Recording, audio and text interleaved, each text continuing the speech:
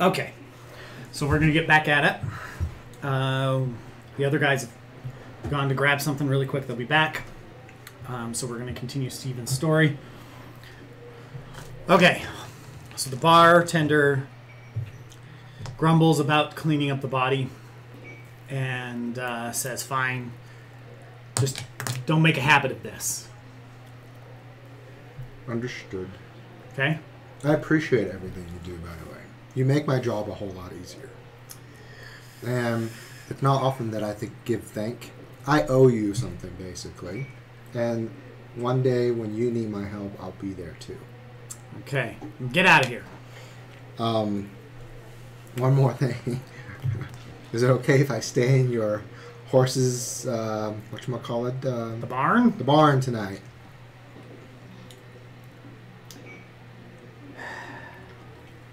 Promise I won't make a mess in there. As long as you don't make a mess. Don't disturb the animals. No. I'm worried that you want to stay in the barn. I just like to be out of sight. You know, my line of work, there will be people looking for me. I'm sure we could find a room. I'll be okay in the barn. I'm used to sleeping in places that you have no idea. Okay. That's fine. Thanks. Okay. I head over to the barn. So you exit the bar, and you can see people are kind of standing around outside talking amongst themselves, wondering, and they kind of see you, and they kind of get. I put my hood, my cloak, Okay. cover myself up, and try to just because it's nighttime, right? It's always dark. That's always dark. Okay. Okay. It's always like dusk or dawn, Okay. and it's where the sun isn't up, so it's pretty dark. It's not pitch dark. It's just pretty dark, and it's only that way when the sun is up. When it's nighttime, it's obviously pitch. Okay. So it's still daytime, and it becomes harder and harder to tell with the darkness whether it is day or night. You can tell because of the way it is, but it starts to blend together. All of it starts to a little bit. Okay. Oh, Because you've always got candles going and stuff's lit. And forgot to tell you. So I have a mask that I wear, like a traveler's mask, Okay. like a riding mask, but I mostly cover my face, and then I have a dark lens goggle. Okay. And it's to help me. You know how my character sees auras, lights and patterns and all that everywhere. Uh-huh. It gets very distracting. Where the goggle actually helped me tune it out, Okay. and so I can not have a sensory overload all the time. Okay. And So you see. I mean, you can see a little bit better at night, but because of that, it helps you just see more normal. Okay. That's fine. Okay, so you notice there's several groups of people around, and just they're kind of mumbling off. And, that's a bad. That looks like the kid that did that. I try to go around Inconspicuously the get corner. out of the way. Mhm. Okay, so you go around the corner and you go into the barn area. There's several horses. There's hay. There's some chickens and stuff like that around in different sections in the barn. It's a pretty big barn. It's a decent sized barn. There's cows because that's where they're getting their milk and stuff from that area. So I find one corner that's the most covered up corner, probably like where there are hay piles or storage places, and then try to get comfortable there. okay. And then I call. Okay. Hold on one second. Found some goodies. You found some goodies. Okay. We're.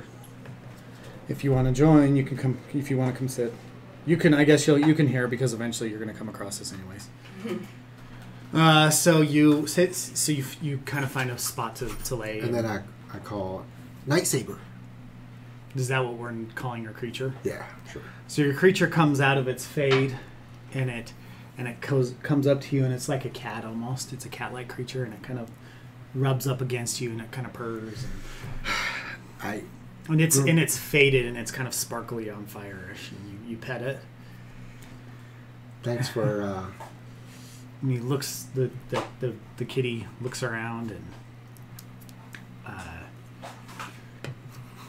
kind of wanders off a little bit, smelling the animals. The other animals are kind of like, kind of starting. It's okay. To Nice, Saber. I killed again tonight. I don't want to. Okay. But I'm afraid if I don't, then they're going to come after us. And they'll never... once if they go after us, they'll never stop until we're... He looks at you dead. like he's... Like he understands, but not 100%. Mm-hmm. It's like when you talk to your pet and they look at you. Yeah. He moves his head back and forth. And then you see him, he starts to jump up, and he jumps up to... And some pieces of the barn break and fall off and fall down to the ground. Oh, don't do that. I told them we'll be careful. Don't get us kicked out of here. Places like this that help us out and hide us are not easy to come by. Night Saber looks down at you. Kind of walks around in a circle and kind of plops its butt down and gets comfy up above. Up above? He's up like on the second layer and you're down below. Okay. I'm exhausted too. I think I'm just going to go rest. I'm not looking forward to returning. I'm sure they have more of these. They always have... Well, I mean, what's wrong with these people? They always have people that they want to off. Day in and day out. One after another. I mean, it does keep me busy and they do pay me, but still, it's... I'm tired. I'm exhausted. I'm going to go to sleep. So you lay down and you go to sleep. A little bit later in the night, you wake up to a noise and you feel a sharp pain in your neck. Just a sharp pain. And you imagine you go to feel what it is. Uh-huh. And there's a dart in your neck. Oh. Do I get even a chance to speak, to finish saying fuck? Or You do, Okay. because you have some good resistances. I've looked at it. And it's more nighttime. Okay. So things don't take effect in you immediately. Mm-hmm. So you feel it and you're like, I imagine you, oh, shit. Night Saber's still asleep up there purring. You can hear him up there purring. I try to go to touch Night Saber, wake him up. Wake it up. Night Saber's still up. You got to kind of get up, and as you start to get up and you fumble to your feet, you look at the entrance of the barn and you see one of those big figures. That's one of those big hooded figures. I knew it. And what? And then as you turn just a little bit further to your side, Mm-hmm. you faintly see a club coming down, and you can roll a saving throw. Go ahead and roll a d20. And then, what's your dexterity?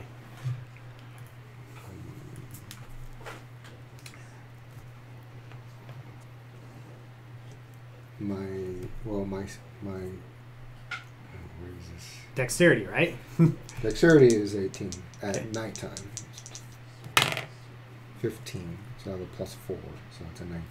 Okay, so you do dodge it slightly, but it still grazes you, Mm-hmm. hitting you a little bit. Do I take any damage? You take 2 points of damage. Okay. How much health? How much HP? 47. 47. Okay. So you Now take. I'm at 45. Okay. So you Night Saber at this point has woken up and jumps down, and you see Night Saber starts to like try to go for the guy at the door. Mm-hmm. He's starting to like to pounce on the guy at the door. So this is your opportunity to take a swing yourself. Okay. Remember, Yeah. Holy cow! You guys went crazy. No. It will stop. It will stop. Cool. Can you like? Can we lay it out? Yeah, can you lay it out? Absolutely.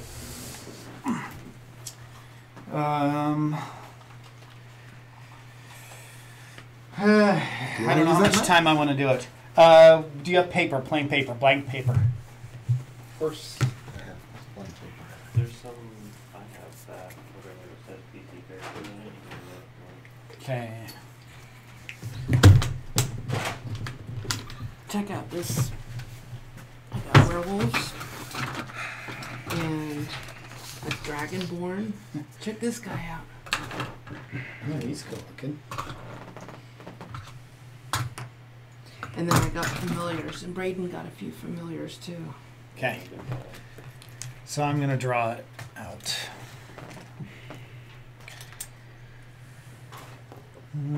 Okay, well, that'll work. Okay, so the barn is yay.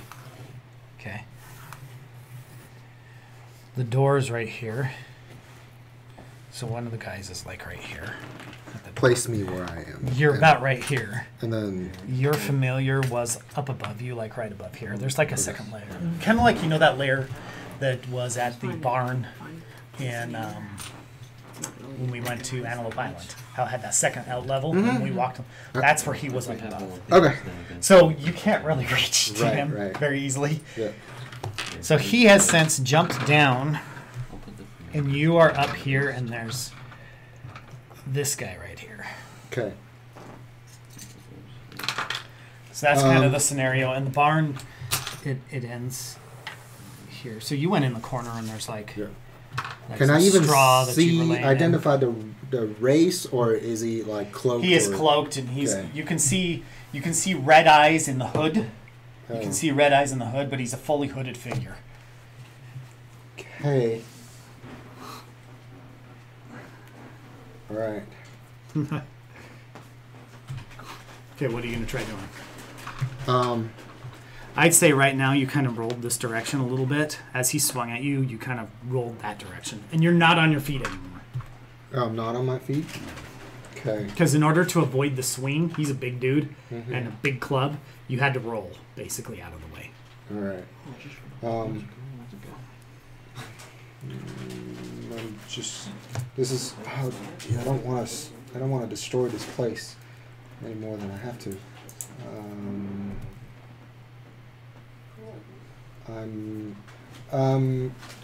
I'm casting Thunderclap.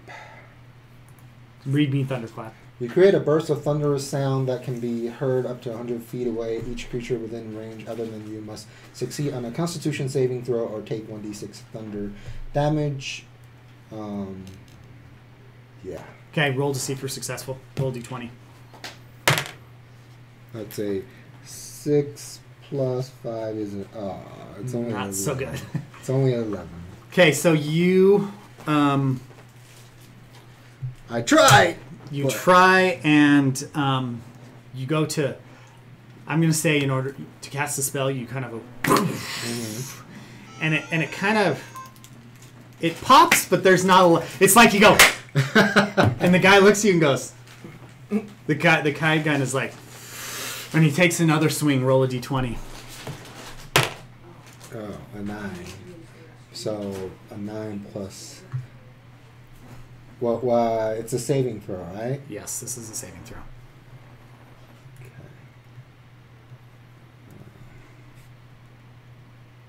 My saving throw is charisma as well, so it's 14. Okay. At this point, he lands. He lands it on you, Okay. and you're out. Okay. You're not. You're out. Okay. So you're unconscious. Ooh, Okay. this thing even has temperature. Temperature. Oh no! Oh, it's not temporary. So So that's why I temporary didn't want to damage. set up a huge thing. Okay. This is kind of the direction I was figuring it was Yeah. going to go. Okay. Keep those. You Yes, can we're going to. use I'm going to them. draw on it a lot. Be prepared. I draw a lot. Okay. Okay. You wake up.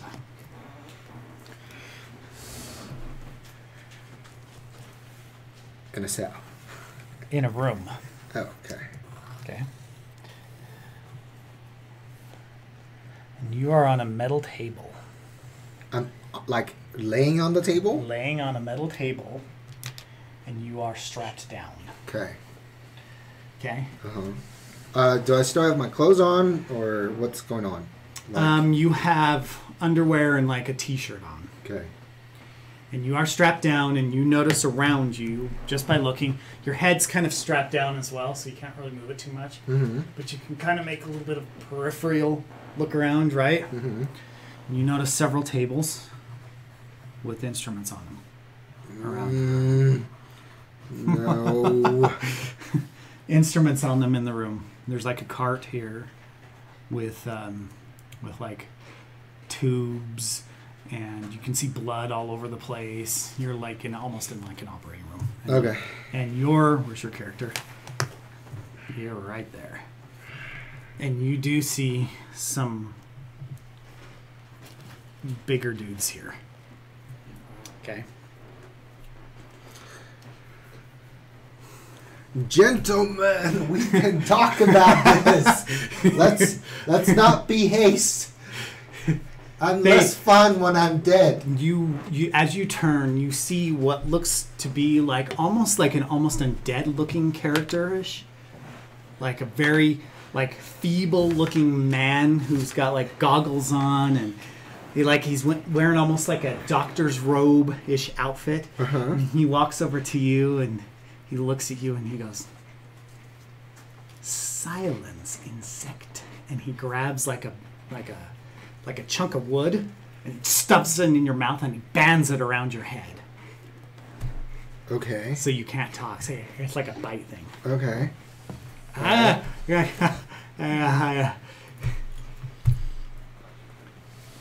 And what? And then slightly out of the corner of your eye, Mhm. you notice one thing that looks familiar that you see all the time. You see your creature slightly shimmer in his fading and out of his face. Uh-huh. So your face creature is in the room with you. Okay. And he's slightly shimmering. Um, And you and your creature, can you kind of we can do telepathy. a little bit of a telepathic. Telepathic. There's the word. Communication to each other. Mm-hmm. Here you are. You see the big dudes. You can see big dudes at doors. What looks like doors. Oh, where did my pencil go? Right. It's right here. Kind of looks like doors here. They're just kind of standing at the doorway. And your little creature is kind of wandering around, just barely a shimmer that you are so used to because you know what that shimmer is. Mm-hmm. One of the doctors, because let's say there's a couple doctors, so let's get me these ones because they're smaller. The doctors are smaller. There's probably not that many. A couple of these doctors, one of them's the one that was standing over by you, kind of looks off and says, "What was that? What was that image? I saw something." He mutters in this like language that is like that you can make out. It's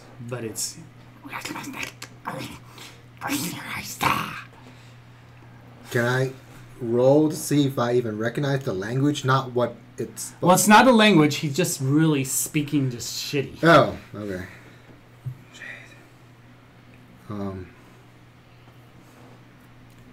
And the doctors are grabbing instruments, and it looks like they're about to come.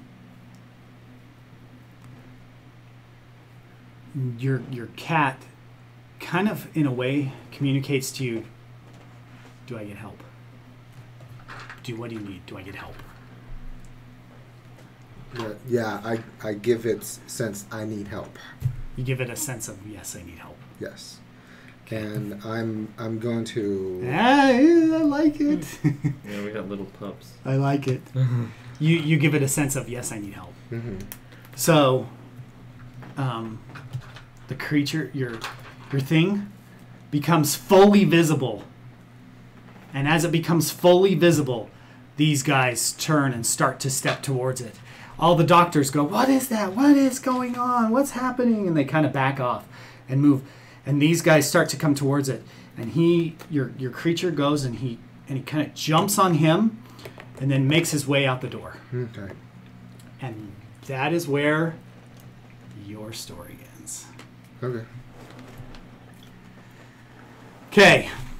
You guys are in the town, still looking around.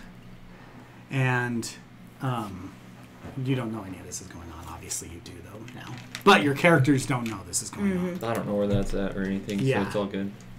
So, all of a sudden, in the middle of the town, you see this creature. Show him a picture of what it looks like. Okay. It's in a phase where it phases in and out, where it's like transparent, but you can see it. So it phases in and out of like our ethereal plane. You can see it phasing in and out, and it comes towards you.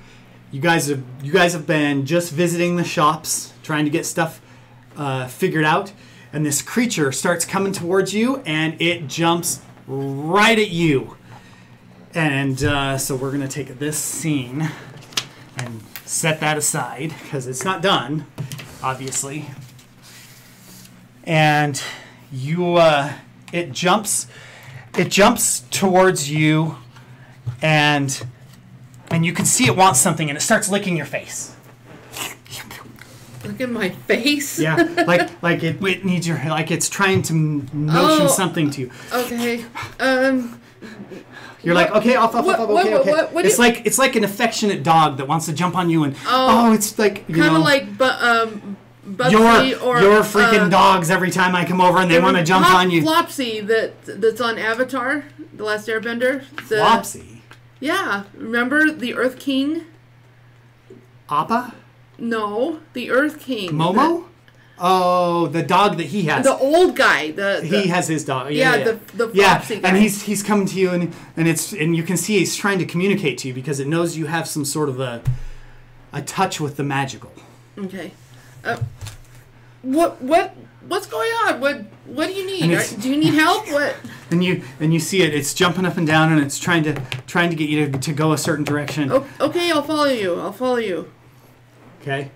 So you guys. Yeah, I'm gonna follow him. Okay. Why are there 3 characters?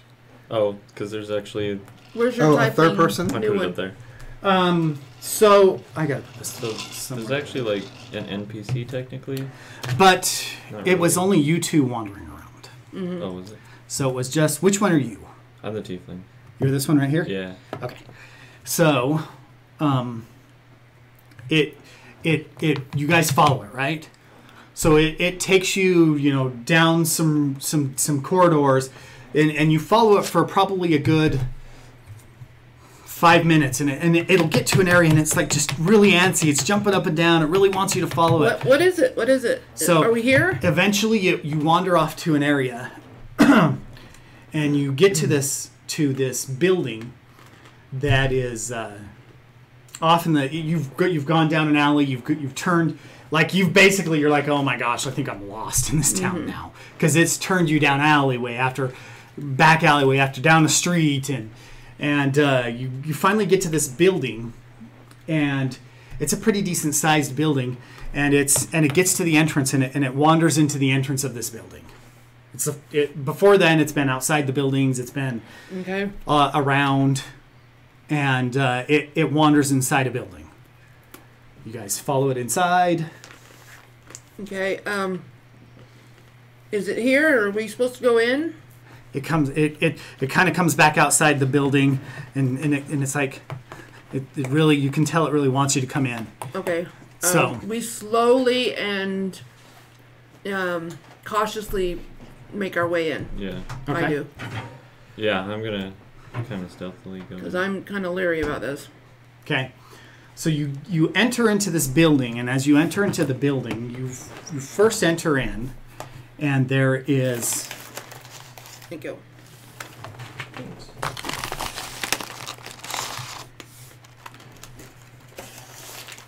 It's a new flavor. Blueberry. Mm.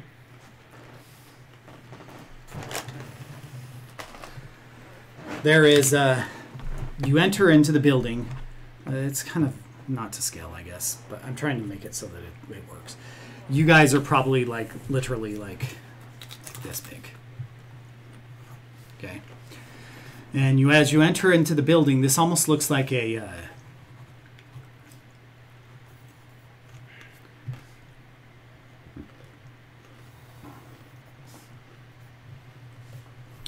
almost like a, kind of like a, this is like a receptionist area for like an entrance to like a business or something like that. And as you enter in, you guys enter it, the creature is at this door right here, kind of jumping up and down. And you can see that the decor does not look like the normal decor that you would see in a normal person's village. You can see that this doesn't look like a good place. It looks very dark. There's instead of like wooden walls, it's stone on the inside, and it's dark stone, and it's very dimly lit, and it's hard to see in there. And the creature's kind of right here, kind of jumping up and down. Okay. Is there a door in that? Is that a So this is a door. This is not a room. This is like almost like a table that's set up, and like this is like almost like a little Swinging door? a swinging door. Yeah. Okay. That someone would walk back, and there's a bunch of like chests, and maybe looks like places where they would put materials for visitors or stuff like that. This looks like it. At one time, it could have been a reputable, like almost like a doctor's office, Okay. but has not been in the care of a doctor for probably several months.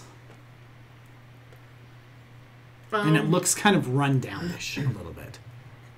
There's no one Okay. behind the counter. No, there's no one there right now. Okay, little creature, lead us where you need us to go. You guys are following? Yeah. Okay, so you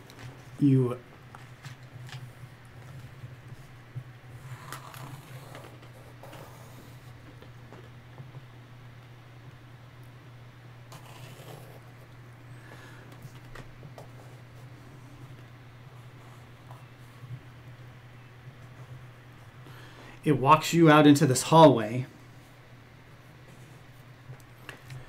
and it runs all the way down to the end of this hallway, and it starts kind of, you can tell before it gets to the very end, it starts to phase a little bit, and it becomes more transparent. It's very dark in here. There's like barely a dimly lit candle down the aisle, but you can kind of make your way down. And as the creature gets over here, you can see it stands at the door, and you can almost hear it kind of growl a little bit.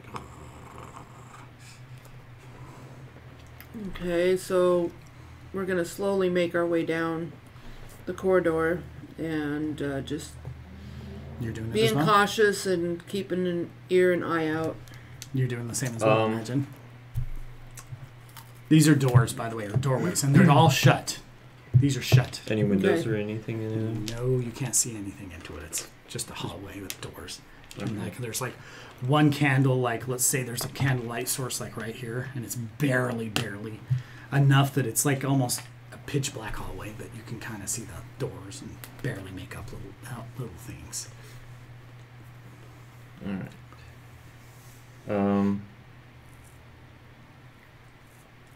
I mean, I kind of want to conjure my little familiars too. Okay. I'll be honest. I'm going to just continue on. Continue walking down the hallway. Yeah. Okay, so you get to the door. Okay, and I'm going to look down at the creature and what are you growling at, boy? And you Or- can see he's kind of hunched back, like he's ready to pounce. Like, you know how a cat gets The little butt wiggle. Yeah, the little butt wiggle going on. Okay. I'm gonna like peek through if there's a keyhole or anything like that. Peek through. So you the try to keyhole. you peek through the keyhole, and you can see into the room. But when you look in, you can see that it almost looks like there's something either hanging on the back of the door, but there's some sort of cloth thing, like right at the edge of the door. Okay. So it's kind of blocking. It's blocking, but you can see there's a lot more light in this room. Mm-hmm. There's just something is blocking it, blocking the light. Some like almost like somebody maybe put a coat on the back of the door, and then you know how a coat hangs down, and if you were to look through it, you'd see the back You of a just coat see or something. Some Right. fabric. Yeah. So are you conjuring your creatures? What are you doing? Yeah, I want to conjure. I believe there's 2. I want to conjure 2. Your 2 familiars. Yeah. Okay, go ahead. Let's go ahead and do that. To roll a d20 to see if you're successful on your roll on doing it. I imagine it. I mean, it's not going to be too hard. You're not in the midst of battle, but okay. A 7. Okay. What are you summoning? What type of creatures? Are they like wolves, like little wolf-like creatures? Yeah, like a wolf and like a panther type thing. Okay. Like cat and dog. We're gonna say that you were able to summon one of them. Okay. So go ahead and grab one of your There's a couple familiar. of the they're like little wolf things. And this one sees that you do that creature that you guys saw coming at you sees that you've done that, and it kind of glares, but its attention sees that you've summoned a creature, but its attention is not on you. It's still looking at the door. It's waiting for you guys to open the door. Do I get to do anything at the meantime? I'm gonna gently knock on the door. Okay. So we're going to stop there for you. You're still tied down. Tell me what you want to do, and I'll see if I will allow it. I want to cast Altered Self with and choose the natural weapons. And wherever I'm tied, I'm going to grow the sharp spine or sharp. You're going to try growing a sharp spine? Yeah, to try to see if I can cut your way out. Cut my way out. Okay, yeah. Go ahead and roll a d20. 11 plus 5, 16. Okay, so I'm gonna say you do get that across, and now at this point in your room, this guy's back here. This guy's back here again at the doors, and the doctors are now around you, and they can see that you're doing this. Oh. Because they can see it growing, right? Uh-huh. So you see one of them, you see one of them, and it mumbles something, and this dog, what was that? I only have so many. I gotta keep marking my Okay, spells. so this one turns around and grabs a syringe, and he comes and he jabs it into your arm.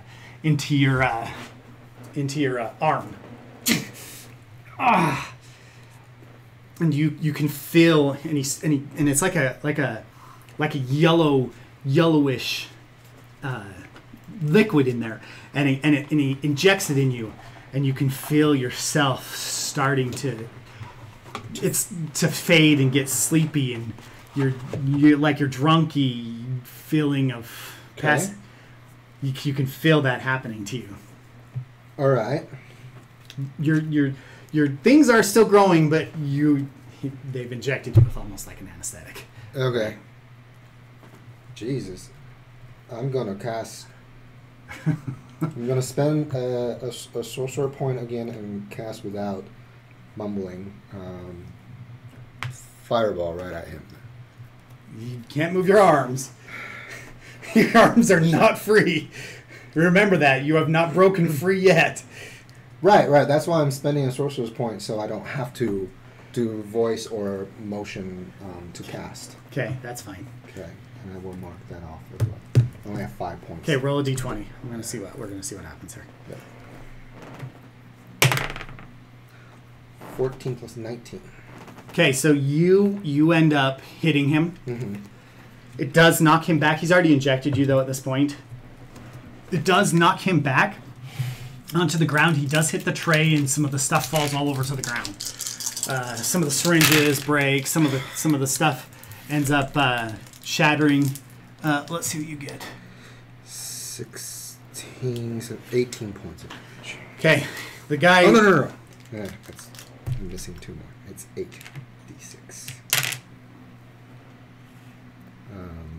27. Okay, so he gets up off the ground and mumbles some stuff, and this guy over here starts to come over here, and he begins to hold you down, and you feel a weakness. Yeah. As you are looking through the keyhole, you notice that cloth thing in front of it moves out of the way, and you can see into the room now. Okay. Okay, you look into the room and you can hear some stuff going on in there now. You guys heard a loud crash into the room. You heard some noises and you could hear an explosion, a little bit of an explosion happening in there. All right. And this creature, he starts to get really antsy and begins to claw at the door, scratching at the door. I'm gonna send my The door's not open. You wolf guys gonna open? to him. You guys want to open the door or try to open the door? Okay. I'm going to cast Bigby's Hand. Bigby's hand. Explain the spell to Okay. me. Let's hear it. You create a large hand of shimmering translucent force in an unoccupied space that you can see within range. Okay. The hand lasts for the spell duration, and it moves at your command, mimicking the movements of your own hand. Okay. The hand is an object that has AC 20 and hit points equal to your hit point maximum. So this is a level 5 spell. Mm-hmm. Okay. If it drops to 0 hit points, the spell ends. It has a strength of 26 plus 8 and a dexterity of 10 plus 0. Okay, so you can see this guy over here in there, and that's all you can see. That's all you can see. Which guy? This guy here. And it's a big, look at the size of him comparative to these guys. He is a big robed dude. He looks very familiar to you. He looks like that robed dude where you helped the confessor, that lady confessor. Mm-hmm. He looks like one of those big robed dudes. Do you remember those guys? Yeah. They were huge. Big robed dude. You recognize that's what the look is. Okay. So you're casting Bigby's hand in here, I imagine? Yeah. Okay. 17. Okay, so you cast it. You're successful. I'm going to take and choke that guy. You're going to try and choke that guy? Yep. Okay.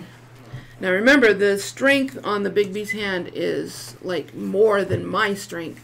Let me see the It's spell. 26 plus 8. Let me see.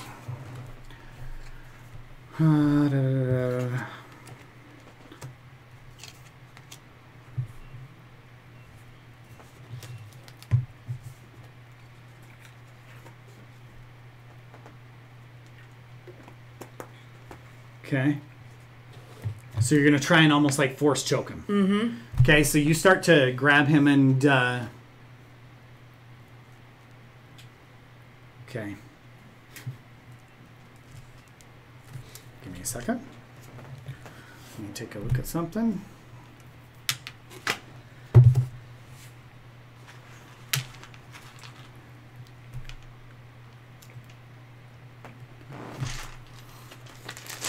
Okay. Okay. So you cast it, and he's you can see him as he starts to grab at something that is that translucent hand there, and you're just outside the door going like this. Are you guys going to open the door at all? Or? Yeah. And me and my He family can, are 'cause running towards. My hand is so. occupied. Okay, so then you're going to stand outside the door here. As you open the door and you're going to go inside it. Yeah. Okay, so Yeah, you I would guys send your enter the door. familiars in first. Okay, and you're outside the door here. As you guys go in, his pet comes in and starts to run and jumps on the back of this guy. starts to like tangle with this guy right here. And you're starting to lose consciousness. Do I make a Constitution roll to see if I still have consciousness? Go ahead. Okay. You can go ahead. 13 plus 18. Okay, you still have consciousness right now. But it's fading. You're fading. Okay. You're going quick. Okay, so you're here. You guys are now in this room. Okay, you're at the entrance of it. Okay, this guy is over here struggling, trying to get out of your force grip, basically, and you can see there's a what looks like almost like undead looking doctors. Undead doctor-y looking creatures, and you see another like almost like a kid looking creature laying on a metal table, and he's completely tied down. You can see it looks like they're almost experimenting on him, and this guy now has this on him. That thing is on the back of him, and he's struggling to get it off. You can see he's like wiggling around trying to, this is what's Flailing happening. about. Yeah, as that translucent looking thing is on the back of him.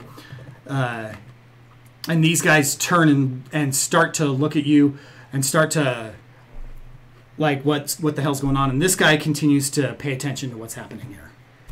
And this guy's kind of getting force choked out. What are you going to do? Yeah, I'm going to keep my grip on this guy. So you need to stay here. Okay, but I'm asking him what he's going to do now. Well, I'm gonna send. Yeah, I'm gonna send my familiar at the guy standing over the kid. This one? Yeah. So you're going to have to pass this. Yeah, and I'm gonna shoot at that one. Okay. So, Little doggies. I'm so glad I found those. Okay, so what are you going to shoot? Just a regular arrow, or what are you going to do? I'll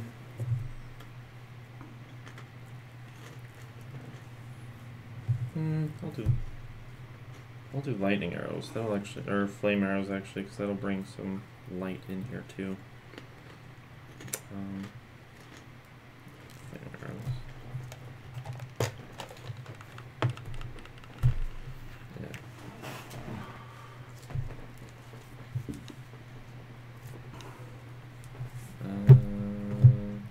Yeah. Yeah.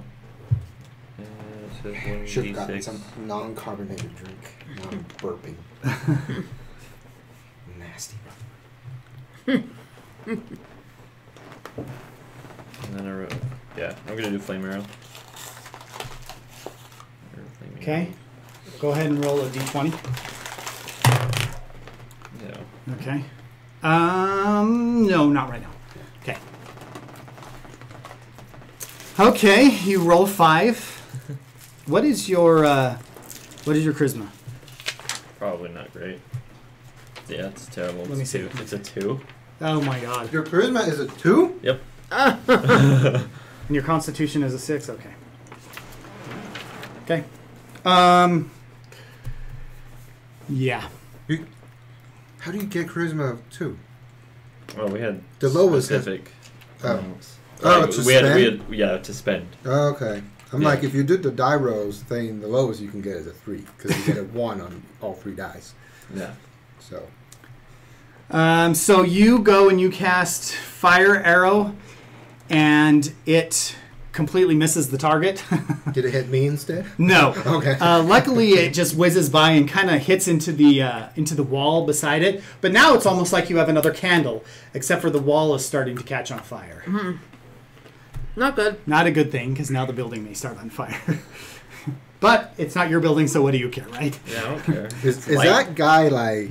He is at this moment starting to get up. Okay. Okay. How bad is he? He's hurt pretty good. You've burned his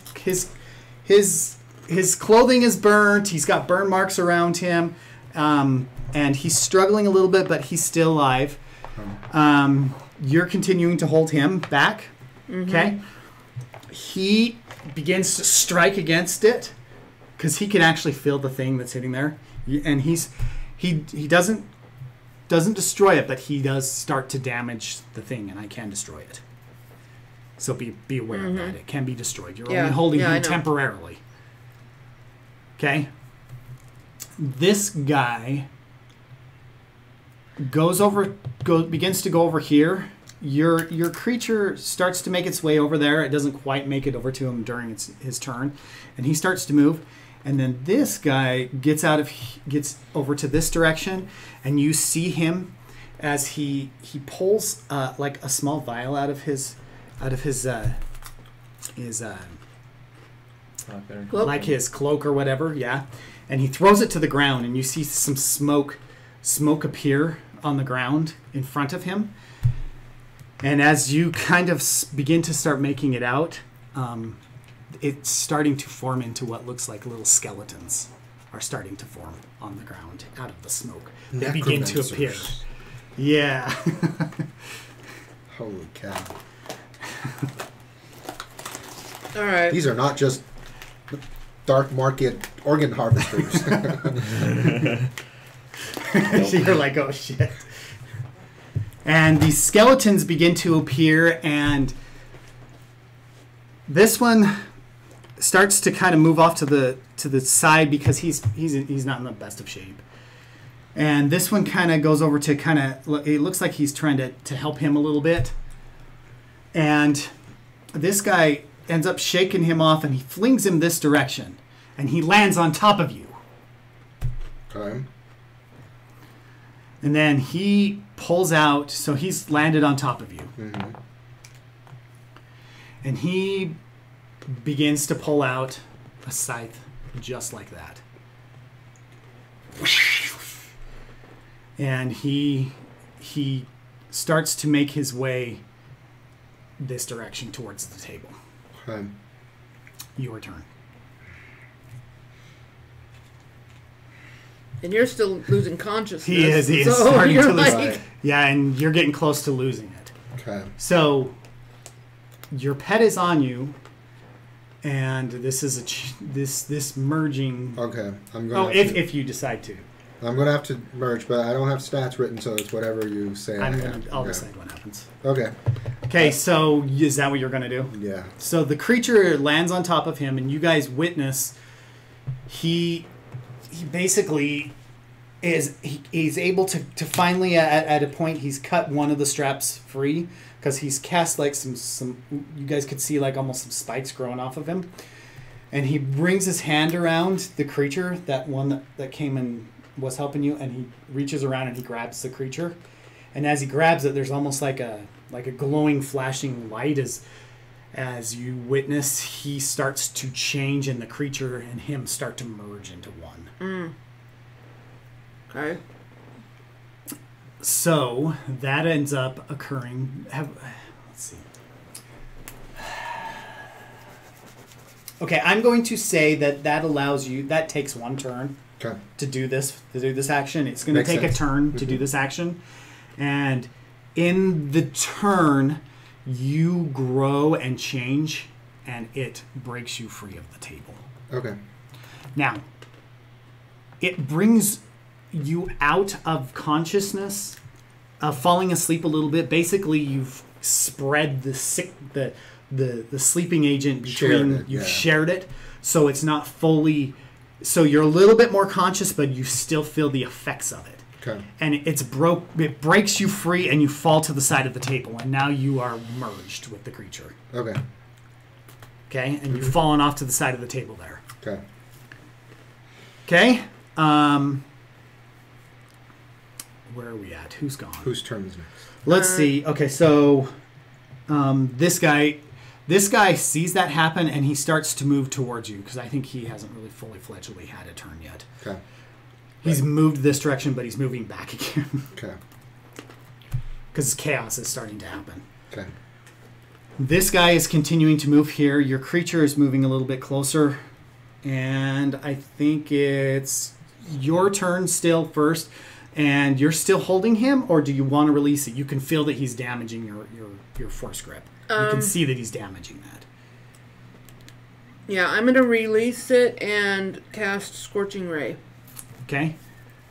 So you release the force grip. This guy kind of falls And where are you casting Scorching Ray? On him. Okay. All And 3 let's rays. roll to see if you're successful. 5 Okay. on the first ray. Okay, roll again. 19 on the second. Beautiful. 18 on the third. Beautiful. Okay, how much damage is Scorching Ray again? Let's roll for damage. I think it was 3d6s.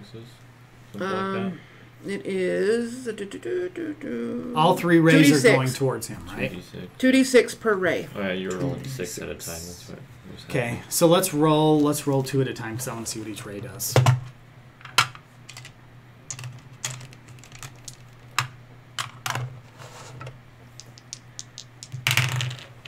Okay. That's your first one, is 5. Okay. 8 Nice. and, then 7. Okay. So you hold your hands out, you cast Scorching Ray. The first ray goes right towards the guy. The guy sees it coming and kind of goes and dodges out of its way. It hits the door behind him and blows the door off. So the door is blown off. There's a door, okay? The second ray, you rolled well. 19. It's a very good roll. You aim it towards him. As he's dodging, the second ray homes in and hits him right square in the chest. His cloak begins to catch on fire. Okay? And it knocks him back a little bit. And then the second ray, or the third ray, as you cast it again, it hits him slightly off to the side again, and now his cloak is fully engulfed in flames. Okay. Let me. Okay, perfect.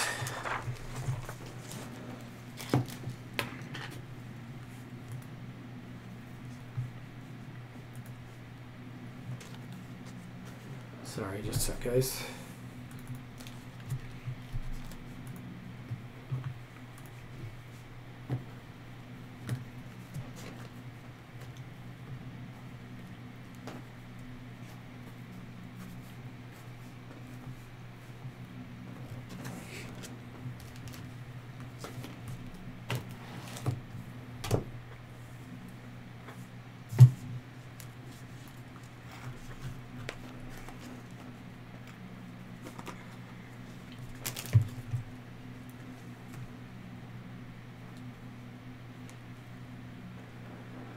Okay.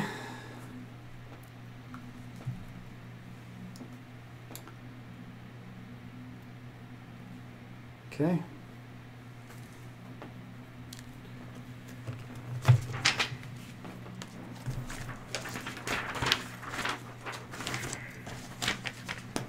Okay.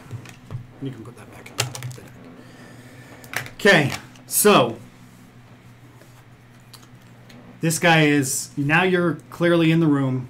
Catch Scorching Ray. This guy is basically, his cloak is on fire. You can see him he's ripping his cloak off as he's engulfed in flames, and he's burning. He's burnt as well. He's taking some burn damage as well, but you guys don't see the exact quantity on. This guy has a fully formed skeleton that he has now brought to life. And he points his finger and the skeleton begins to move towards your character. And it is your turn. And the skeleton is making its way over there. He doesn't have a bow. We're just going to say he has he's just a skeleton. He doesn't have actually any weapons. Okay. Yeah, but have you ever been hit by bones before? It hurts like hell. So he's coming towards you. This guy, you can see, is kind of looking at you. Well, So we're going to have this guy's going to continue to attack this one, correct? yeah. Okay, we're going to have that continue to happen. And then I'm going to do calculations on what happens here. Terrible. Unfortunately. Okay. He lunges, your spirit beast lunges at him, and the necromancer, or the, not necromancer, this doctor-like looking creature, undead doctor-like looking creature dodges. Okay? Okay. You, it's your turn. Yeah. Well, I want to use my Still Wind Strike. My level 5. Okay, still wing strike. Read it to me. It's the one where I can flourish weapon used in the casting and then vanish to strike like the wind. Choose up to 5 creatures you can see within range. Is it where you disappear and you hit and disappear and then hit and then disappear and then hit? Kind of like Flutter, yeah. And we're doing how many? It does 5, you said? Up to 5. Choose up to 5 creatures. Okay, so are you going to do 5 different creatures? Are you going to do one creature 5 times? No, I'm going to do the skeleton, the necromancer guy, So this one, the big cloak guy. this one, or this one? The This one one's closer to cloak the is finger. kind of off now. The other one. This the one right scythe here? One. And the doctor guy. While you roll, This I'm one? gonna go. So this one, and this one. Yeah. You have one more.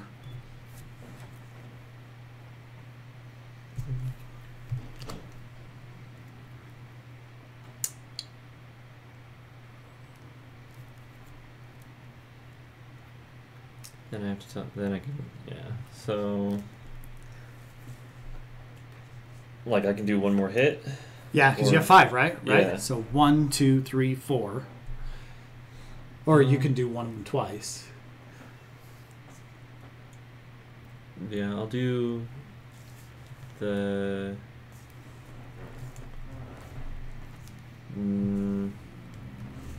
Probably the necromancer actually, twice. I'd rather kill him. Can't. You'll do the necromancer twice. Yeah. This one right here. Yeah. Okay. And then I'll just go more towards. Are those doctor or little nurse people in the back? What are they doing? This one looks like he's trying to do something to nurse that one and help it, because this one caught on fire. You can Oh. see he's burnt. And it's taking damage. So this one looks like he's trying to help this one. Actually, I'll just hit that one too. Which one? Instead. The one helping. The one helping. Yeah. Gonna take Okay, him so off, those but he 5? can't help. So let's roll d20 5 times. Okay. Okay. 4. 17. Okay. I'm just gonna go in order. Okay. Do. 20. 20. 7. Okay. And then What is the damage that's done?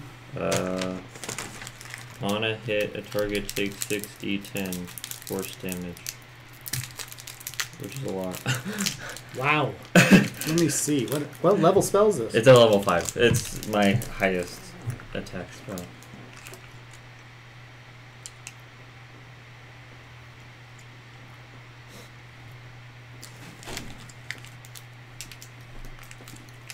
Wow. How many did you hit? From the looks of it, At least 3. definitely 3. Sweet. I rolled 2 20s. Yeah. You did. I don't think we have enough 10s. Do we have enough 10s for this? Well, we can roll a couple and then roll again.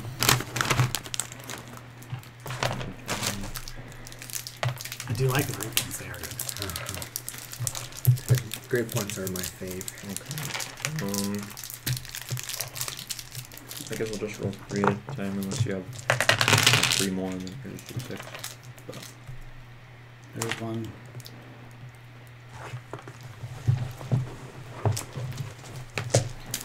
I really should get my own. You're okay. 60 How many? now. How many Yeah. D10s do you need? I have a bag full of D10s. I need 6 total. That's a lot. Most of these are D10s now, so. Oh, really? Because in the werewolf vampire masquerade system, it's all D10s. So Oh, really? yeah. Yeah. Okay. I'll do that.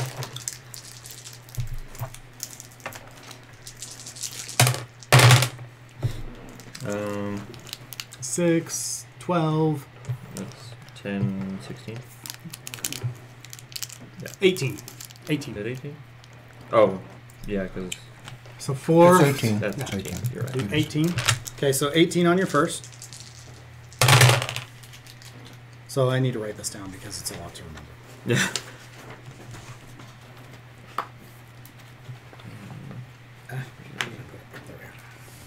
This one's definitely a lot more. That's the 20. Look at you. Yeah, I know. Okay. Alright. So what was the next one? 18, 21, 24, 28. Okay.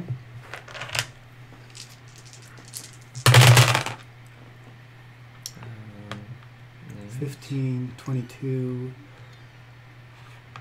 32, 36. Wow, that's a good one Yeah. too. Oh, I think was That's the also, big dude. also a 20. Yeah. It was a 20. Let's see, 27? Yeah, 10, 10, and 7. Yep. One more, right? 10, 24, 32. Yeah, 32.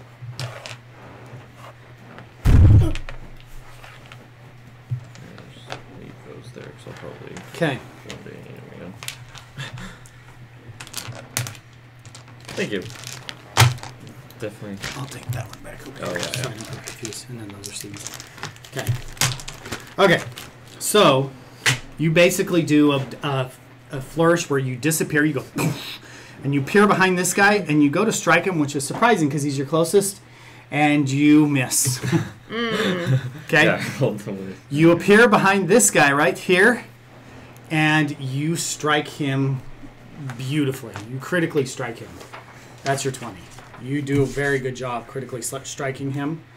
And he falls to the ground on his knees. He ends up falling to the ground on his knees because he takes some pretty good damage. Okay, so hold on just a second. Let me get through this.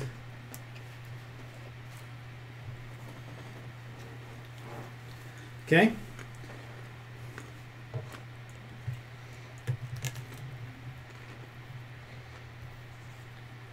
Okay, and then you go to this guy right here, and you flourish and appear behind him as well, and you do a really good strike. Like it almost feels like you as you're striking him, what is it that you strike him with? Is it like a dagger? Is it like a sword or something? Does it just say? It just says flourish the weapon used in the casting and then vanish. That's what it says. Okay. So we're gonna say, do you have a dagger on you?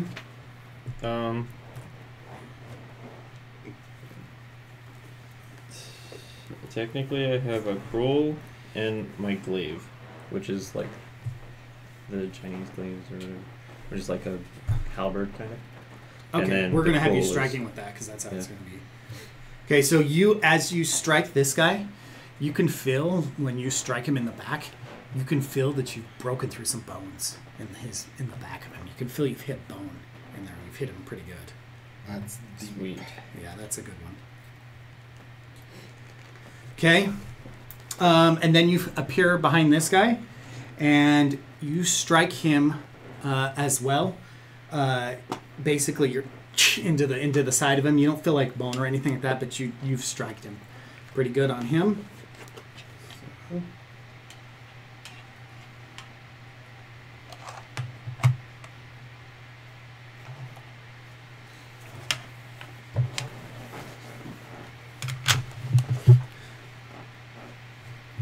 And he falls to the ground as well, in great pain.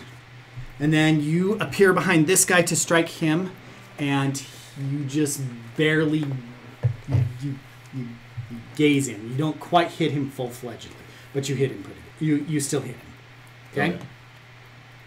And then I'd want to just be on that side of the room as well. From that last guy. Just Do you mean you peer over here? Is that what you're saying? You can 'cause it's choose where I can you choose- end, basically? I can choose where I end based off of any of them from Oh, 5 okay. feet within. Okay, gotcha. So it would be from on that end.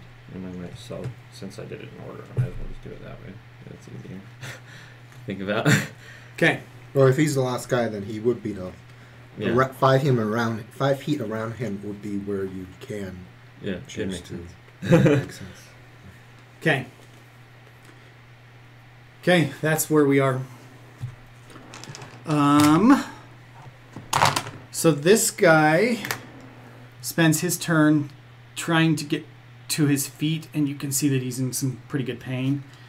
This guy starts to hobble towards your pet, and he goes to strike your spirit beast and misses. He goes to strike it. He swings his thing, and you can see he's in pain. And he swings down and just into the ground, and misses, and kind of raises his blade back up. This guy begins to focus towards you. It is your turn. Okay.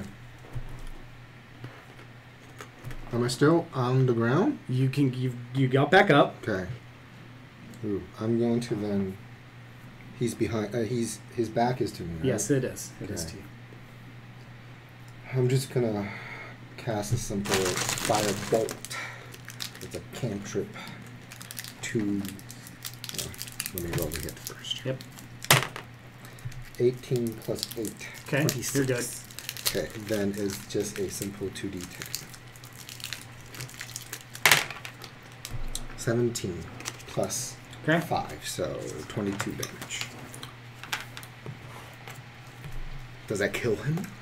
Because he did a pretty number on him, right? You did do a good number on him. So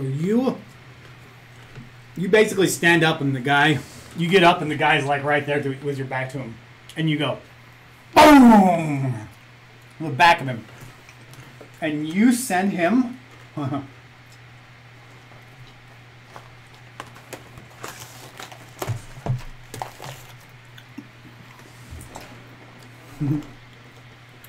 You send him up over the spirit beast, flying forward, and he slams into the wall and then falls to the ground.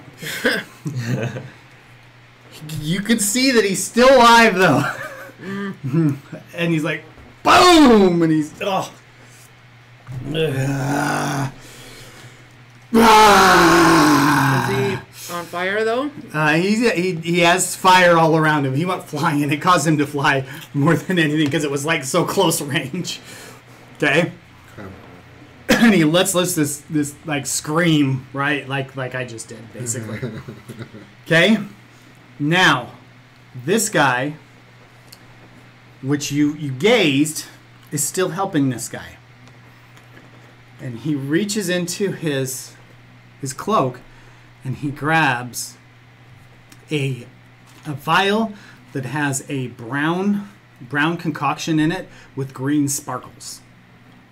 Okay. Okay. And you can see it kind of glows a little bit, and he hands it to this guy, and basically grabs him, kind of helps him, and he opens his mouth and he glugs the concoction. Okay. And you see this guy fall to the ground, and he grabs himself, and he starts to shake and move, and you can see like smoke coming out from his robes and stuff. Smoke is happening, and he's on the ground shaking and rolling and moving around, and he turns. This guy begins to turn to face you, and this guy basically starts to cocoon into like a cocoon, like almost a brownish, yellowish, eggish Incubating. cocoon. And on the ground, he's incubating into something. Okay. What kind of aura are these mobs giving off? Very undead-like, Okay. very not living, like I don't know how that aura would be like to Like you. a Yellowish, black- brownish, blackish, yeah. okay. there's still a little bit of life, and these guys have some life into them too. Mm-hmm. But these are much blacker. These are more brownish yellowy auras that you can see, and this one's basically black, like it's a conjured creature. Okay. And this has incubated into like a. You ever watch Gremlins and it's one of those eggs, but it's the size of this. It's the size of maybe half this table. Yeah, half of this table. It's like a pupated, and it's growing fast. You could see like tendrils whipped around out of it and kind of like went into the ground and kind of broke into the stone ground and grasped into the ground, and you could see it, and you can see it almost like throb like a heart. And it happens quick. The guy shakes, and he does that, and this guy has now fully he's ripped off most of his clothes, and he looks like a muscly bodybuilder, rustler like looking dude, like hugely buff dude, and you can see he's got burn marks all over his body, and especially right in the chest and in this upper area, and he basically goes.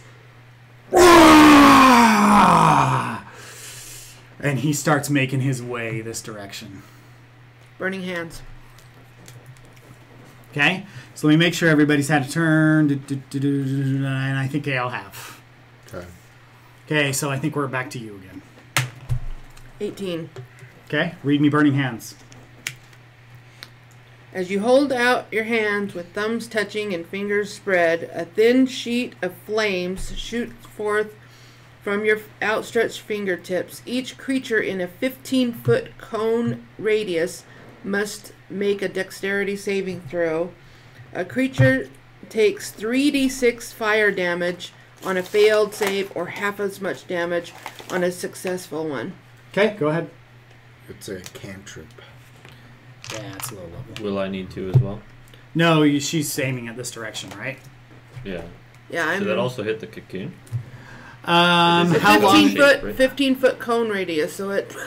Okay, how far though? Let me read me the distance. It just says 15-foot cone. Okay, go ahead. I want you to roll a d20. Oh, you did already. You Already rolled an 18. did. Okay, you rolled an 18. Okay, go ahead and roll for damage.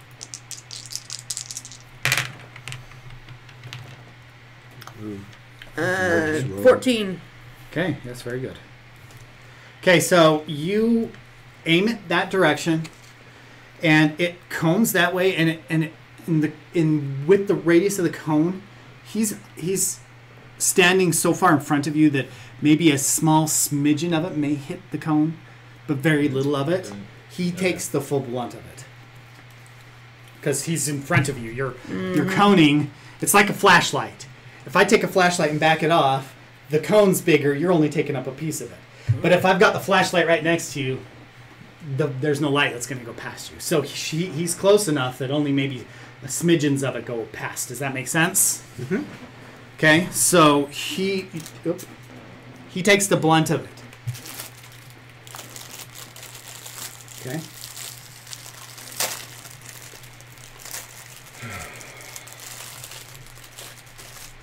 Sucks that at my level I only get 2 level 3 spells a day. What level are you? 5. So You're level 6. my top level spell is 3, and I can only cast 2 of them a day. And I've already casted both of them a day, so... My top level's 5. The top, yeah. The top And I can only level. cast the 5 once a day. Yeah. So you Same. basically do something very similar to what he does to him, except for he's a bigger dude and you don't blow him back, but you knock him down on the ground. It just basically knocks him down. So he falls down. He takes the blunt of it, but he ain't dead yet. And you can see you burnt him really well. Okay? The cocoon, you can see the flame goes off, and you can see little pieces of the cocoon have a little bit of flame on them, but nothing much. The cocoon is still gestating. And it's... As you guys sit there, you can see little tentacles ripping outside of the cocoon, and they're grasping into the ground and breaking and shattering the ground as it's growing and morphing and getting bigger. And you can see it's pulling you'll see little tentacles grab out and grasp into the ground, and it's starting to tear the wall apart into here. Okay. This skeleton runs over to you, Steph, and God damn! I swear to God, I cannot roll for shit today. I feel like you guys.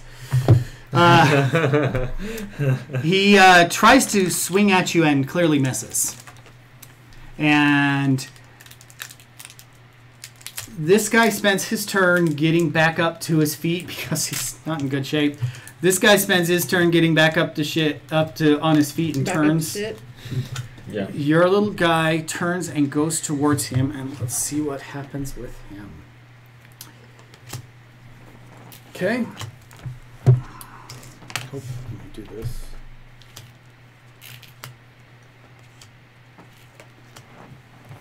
Okay.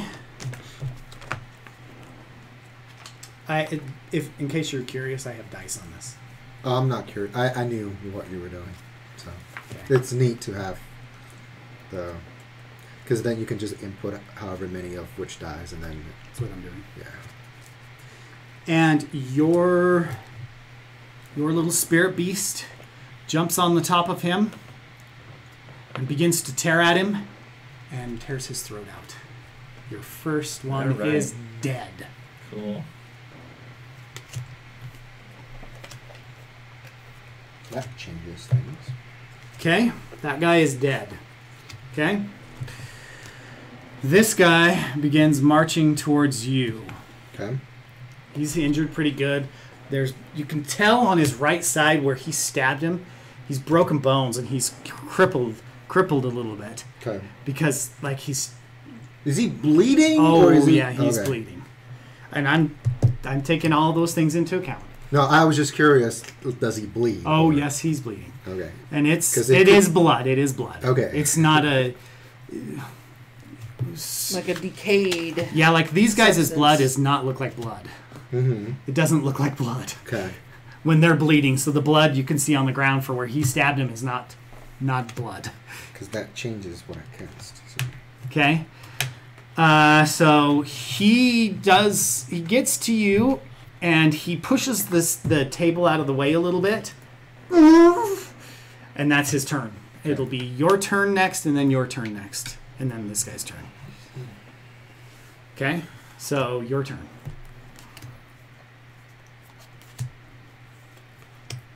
Okay. I'm casting the cantrip poison spray. Okay? Poison spray. Yeah. And actually, there's no roll to hit. You have to roll to see if you Dodge. dodge. Okay, go ahead. And it's To defy danger. Yeah, right. So it's just a Dexterity roll. it's a Saving throw or whatever. con 16 plus my bonus. So, well, it's 20. It's difficulty is 21, but he can roll Uh-huh. he has bonuses as well. So. And he's right in front of you though, so it's hard to not miss. Okay. We'll see how well he dodges. Okay. Okay, go ahead. So 2d12. Ooh. It's a 21 plus 5, 26 points of poison damage. I figure he has a wound. Mm-hmm. He bleeds. Because I was worried poison to undead means nothing. So. But he bleeds. Okay, so this is kind of cool. What is kind of cool? So I don't. So just so you know, Mm-hmm. obviously we do D&D a little different. Mm-hmm. Okay. I like to play with like your spell had a blasting thing. I may Mhm. not say that in the spell, but that's how I'm Okay. doing it, right? Mm-hmm. So we're gonna have you do a spray of poison. Mm-hmm. And you spray him, and as you spray him, it hits him, and it eats away almost like an acid on him, because it gets inside of his wound, and you can see his flesh starts to hang, and you can see his rib cage is kind of showing out there, and his innards and stuff, and he screams and kind of bellies forward a little bit and starts to make his way that direction. And he limps as he's obviously trying to get away. Mm-hmm. Do you play where if somebody turns around and try to run away, you get a free action? Or do you not use that rule? This is completely up to you.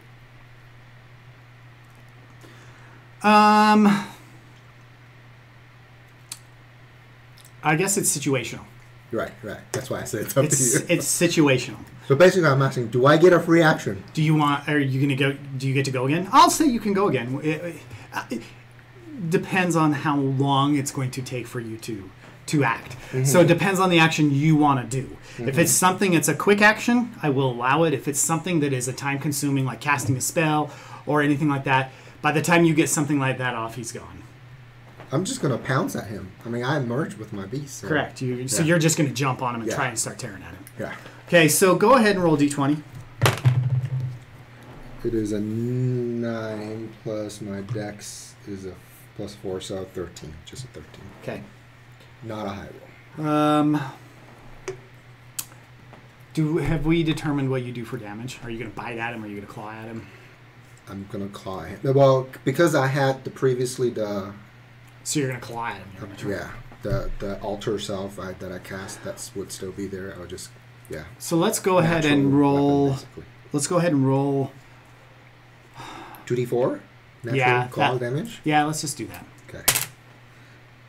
What is this? A 2 and a 3? Yeah, 2 and a 3. So 5? Yeah. Okay. So you are able to jump on him and start to claw at him. Okay. Hold on, let me see what we're at. But you don't fully get on him, and he's able to reach around and kind of push you off. Okay. That's fine. So you do claw at him a little bit, but he is able to knock you off. Okay. Okay. Okay. What? Ooh. Knock off. Which direction do I? You go this way. Okay. So you're that way, and we're gonna say he's on the ground again. Okay. Okay. Okay, your turn. What are we doing? You're facing this dude. The cocoon's in front of you, and it's pupating. You can see it's growing whatever inside of it. So at this point, and I realize it's not very far into the game. It's only been a few seconds. The cocoon is the size of this table. Ooh. It's doubled in size. It's growing huge, and the tendrils are. We gotta stop that thing or get out of here. Yeah. Is what I yell. Yeah. Whatever freak of nature is in that, we don't want to be here when it comes out. Or you need to stop it before it pupates. Yeah.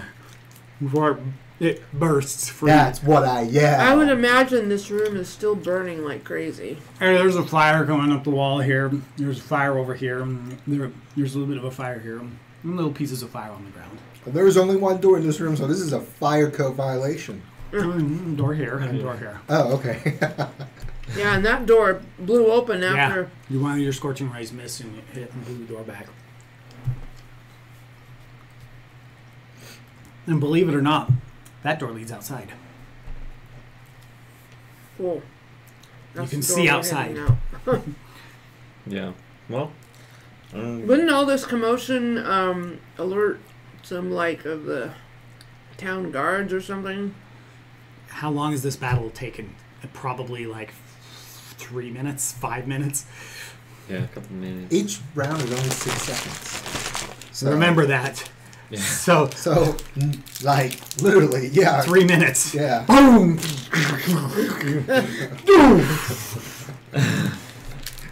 Yeah, this is true. a lot's going on all at once. You guys got to realize we're taking our time because you guys are having to hurry and figure your shit out. Mm-hmm. But what's happening is instantaneous. In reality, these guys would have ran or had killed you by now with the amount of time we're taking. So yeah. So game time is a lot slower than this. This game time is a lot faster than our role playing time. Okay, who's next? I'm going to do Zephyr Strike, just a level 1. It adds a 1d8 force damage. Read me reading what it does. Move like the wind till the spell ends. Your movement doesn't provoke opportunity attacks. Once before the spell ends, you can give yourself an advantage on one weapon attack. So you're attacking and moving really quickly is what you're going to do. Yeah, then it adds just a 1d8 force damage on hit. Whether you hit or miss, your walking speed increases by 30 feet. It's cool that it doesn't give other people an opportunity to attack, which means if you use the spell to run away, they don't get a free attack on you. Like what he just got. Yeah, like what I did to him. So basically, it's like almost like a dash. Yeah. But you can use it also in an attack. That's cool. Yeah. Okay. Yeah. Kind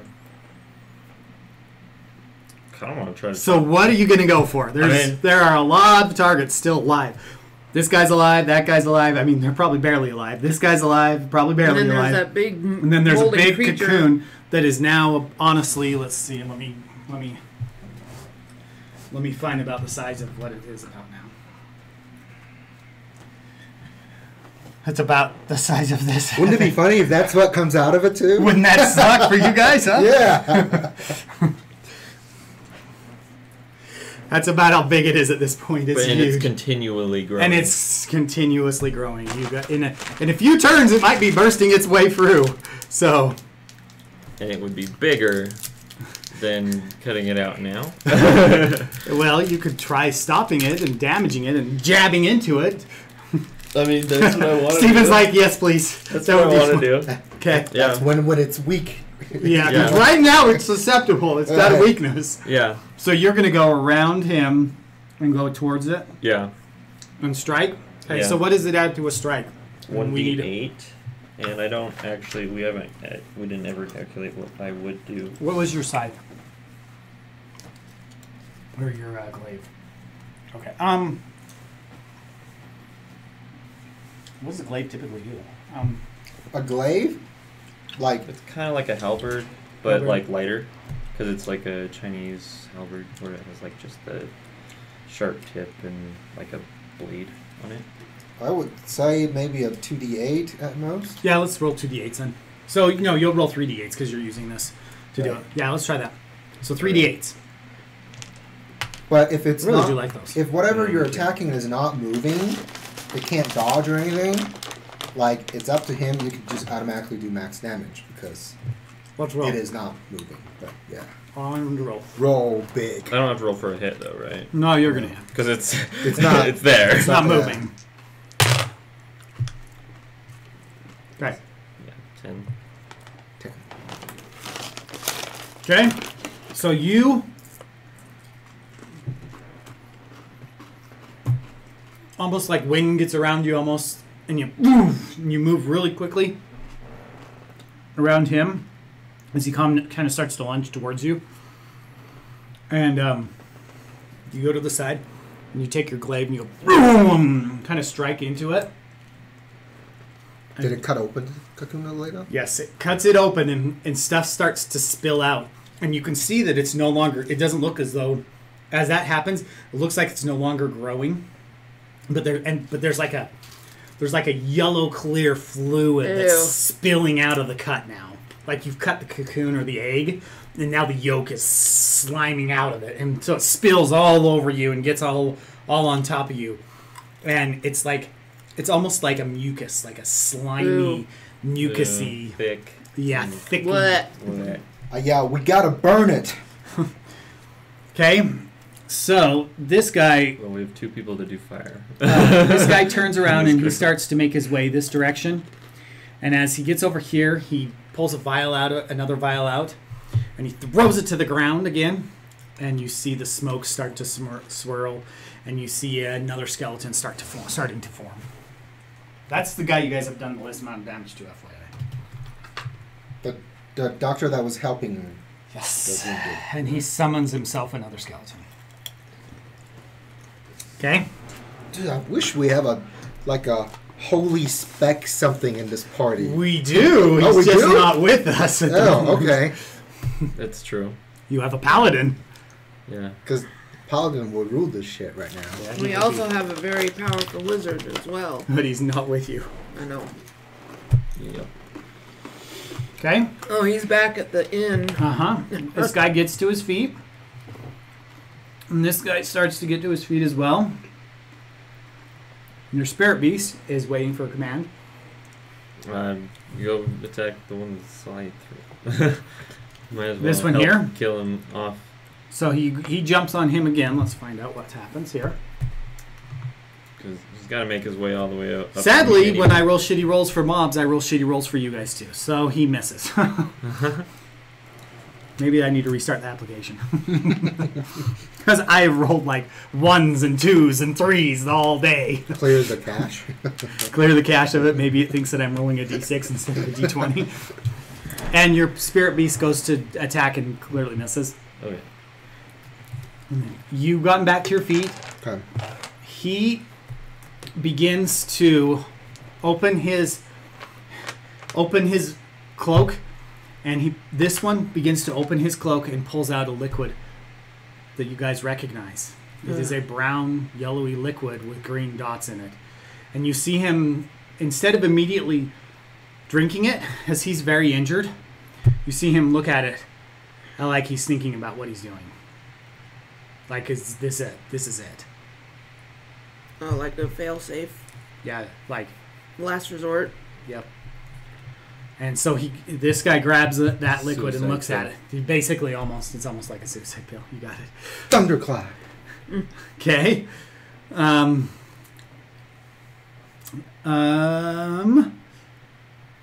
It's her turn. Let's have her go Yeah. first, really quick. Okay. Scorching ray. I'm going to aim. You have a skeleton here. You have this guy here. You have a cocoon here. You have another skeleton that's summoned here. You have two and doctors. The big guy though was pretty badly injured. Yes. Which one? That The guy. big guy. Both of these are pretty both are badly badly injured. injured. Yeah. Well, the one that I've been trying to kill. Okay. I'm gonna aim 2 rays at the one that's In front of you. the one in front of me that I'm trying to And kill. the third ray. And the third ray is gonna go towards who's that one doctor that keeps pulling the vials out? They They're both. both in the middle. They're both Yeah. doing it. This one's gave the vial to this guy. And this guy's pulled out a vial and he's looking at it right now. And they've both done necromancy potion things too. Yep. To Okay, summon and skeletons. how's that the bubbly creature doing? It's oozing stuff out, and it looks like something may be starting to tear out of the hole that he cut. Okay, I'm gonna aim 1 at the bubbly creature. The cocoon. Yeah.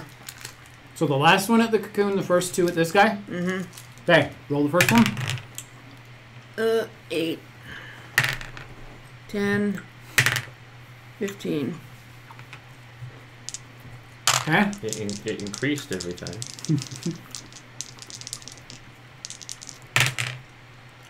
3. Ooh. No. 9. 9. And 7. Okay.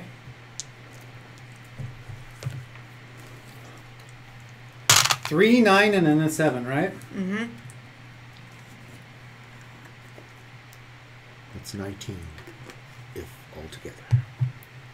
Okay. So your first ray goes towards this guy. And there you go.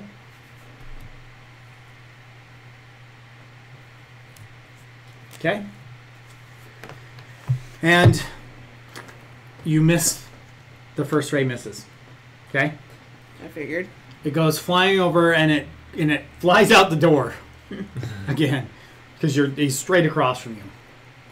Your second ray flies by and it hits him, and it burns him, and you see him kind of grab at that point where you burn at him. Okay.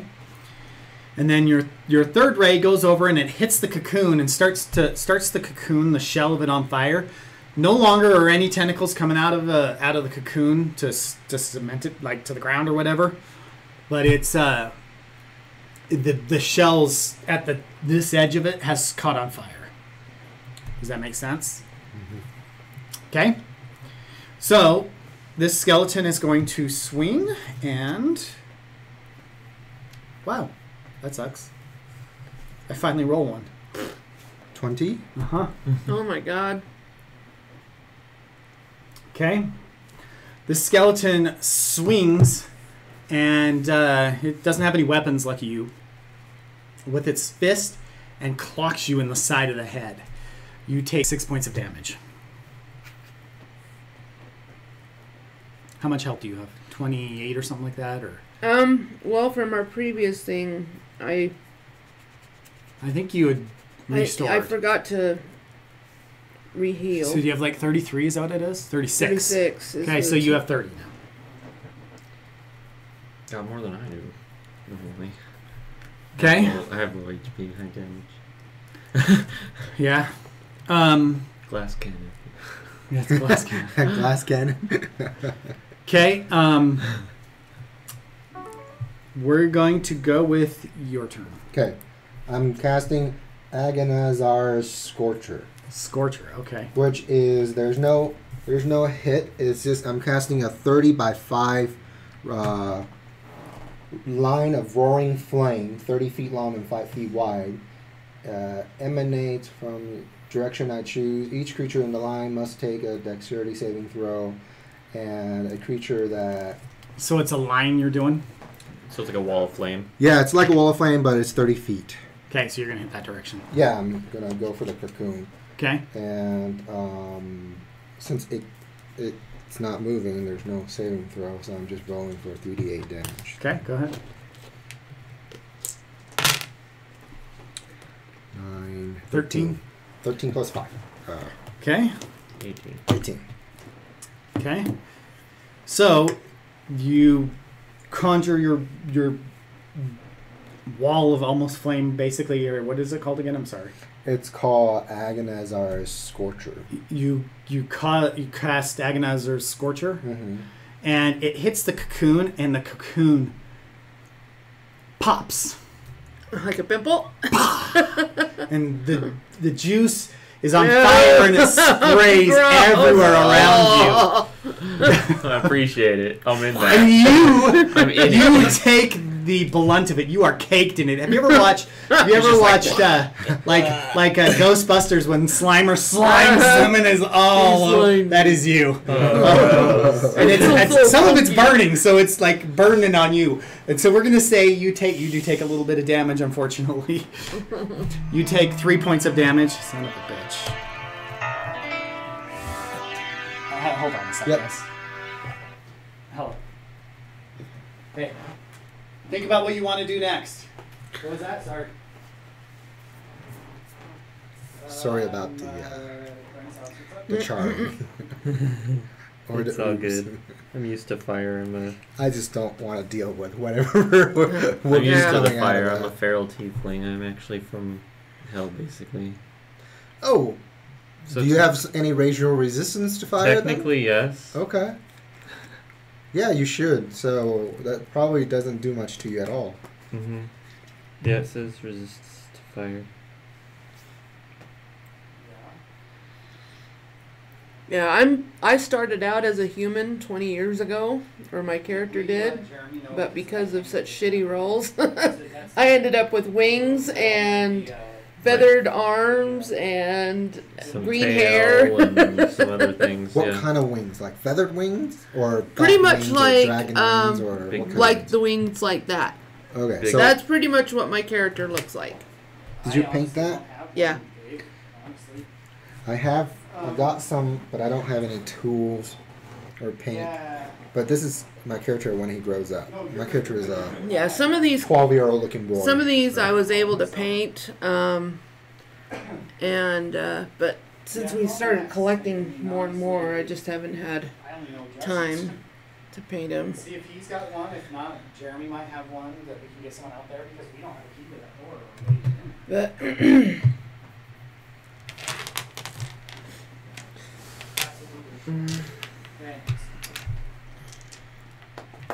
Where do you work again? I work Okay. for Danville. Okay, thanks, man. What's Okay, Danville? I'm a caregiver. Okay. For okay. the elderly.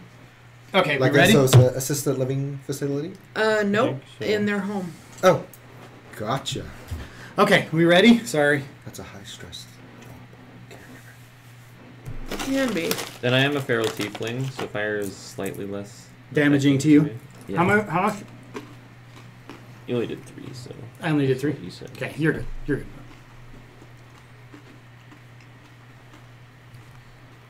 Who's one of your mom's turn? It is, Mm-hmm. or it could be him. We're gonna say this guy's knocked back and that guy's knocked back after that thing popped. Yeah, I'm covered in slime, so I mean, I'm Yeah. kind of got to get out of that. I feel so Oh, funky. let me mark that. It's like in my shoes. Ugh. Okay. Squishy, squishy. Yeah. That's a terrible feeling. So sadly, after that occurs, you guys don't really realize what's happened, but this guy has fallen to the ground and is starting to shake and morph as well. Oh no! Okay.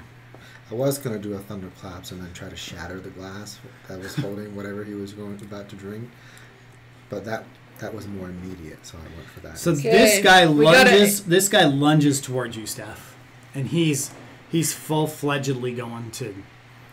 You can probably just put Out his for eyes damage. and So his last whim. He's just like, He "I'm is. gonna take you down." and he goes to like tackle you, and hits the ground and trips right against you, and That's his flat at first, and actually tumbles with this guy. So they both fall flat first towards you. He rolled terrible. Okay, but this guy moves here and takes he has a club and chucks it straight for you. Okay. Roll a d20. Hey, Like- 19. That's nice. I was Oh. gonna say a nice roll. This is a 19. Okay, Yeah. well, you're lucky. He missed then, obviously. So he throws the club and it slams it and it goes flying out the door behind you and hits into the hall behind you. And now he doesn't have a weapon. Okay? This guy, you see this guy reaches into his cloak and pulls out a recognizable vial. Another one. We gotta get these idiots. And it is another yellow vial, a vial with yellowy brownish and green sparkles in it again, and you can see him looking at it again. Okay?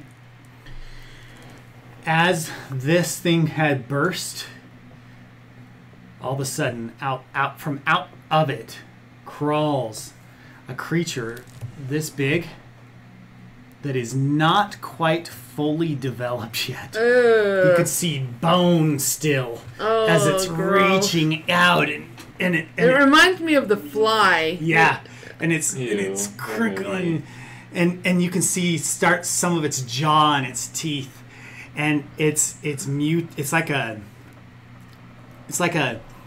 mutated like a orc kind of lookingish creature, and as it gets up, it you can see it's not fully developed, and it reaches and it behind it wings form, but none of the wings aren't quite formed, so they're half bone, half flesh, like a green fleshy wing, and it screams, and it's still slimy, and the slime's burning on it as it's gooping off of the creature, and it goes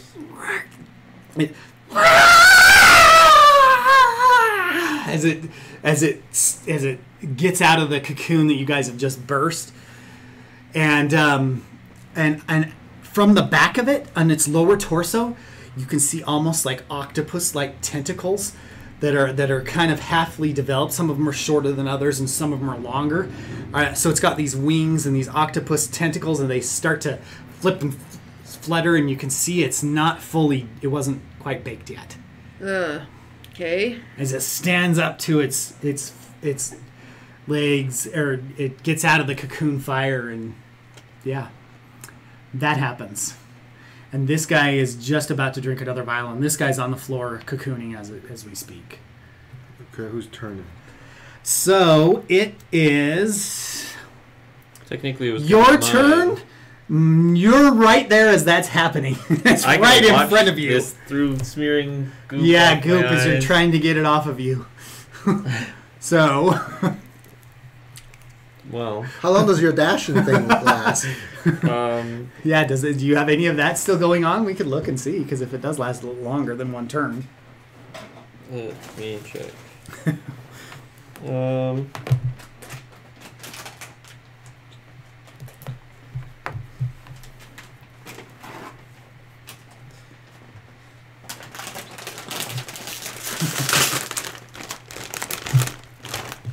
Doritos? It was just for that turn. Okay, it's just one turn. Okay. Yeah. What do you Says want to until do? end of turn. So. Well. You see all this happening right in front of you. This thing is twice as tall as you, too.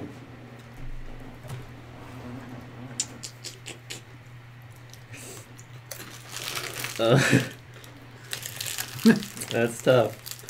And I'm covered in grossness. Do you want to just try and get the hell out of there? Get out of the way? Because once that thing starts, I can imagine it's probably going to strike the first thing in front of it and the first thing it sees. Yeah. I mean, you have a good chance to hit it right there, but you're on the ground covered in slime, so the likelihood and your success rate may be a little lower. Yeah, the only thing I can think of doing would be, like, use Zephyr Strike still and hit either the one that's starting to pupate again or the one that isn't and kill him before he does. You might want to. He's Probably looking that, at the because- vial again. This is like because a then I can still this go is like a yeah, quickly. like what you said, like a suicide pill almost. Like I'm gonna end. This is my going This out. is the last of me remembering this. And Grab that vial and get out of here. use it on a familiar. Just kidding. Oh, yeah. That'd be terrible, but it would be. It would be rather could be. interesting. It'd be an interesting feat. I just hope the effect is temporary. Yeah. Yeah. Yeah, I think I'd rather just Zephyr Strike the one that isn't. So this one right here, he is still relatively close, Yeah, and it's still pretty close. and he then is still one that lives. has taken the least amount of damage. FYI, It's true. Which one? this one. Uh, Yeah, I'd want to go mainly for a way to get that out of his hands. You've only honestly, I'm going to tell you this. Only one thing is dead here so far. It's true. Really? Yeah, just that. the doctor guy. Everything else is like nearly dead, except for Very now the much things that are nearly dead. pupating and stuff like that. I'm sure Yes. resets most of their stuff, or mostly. But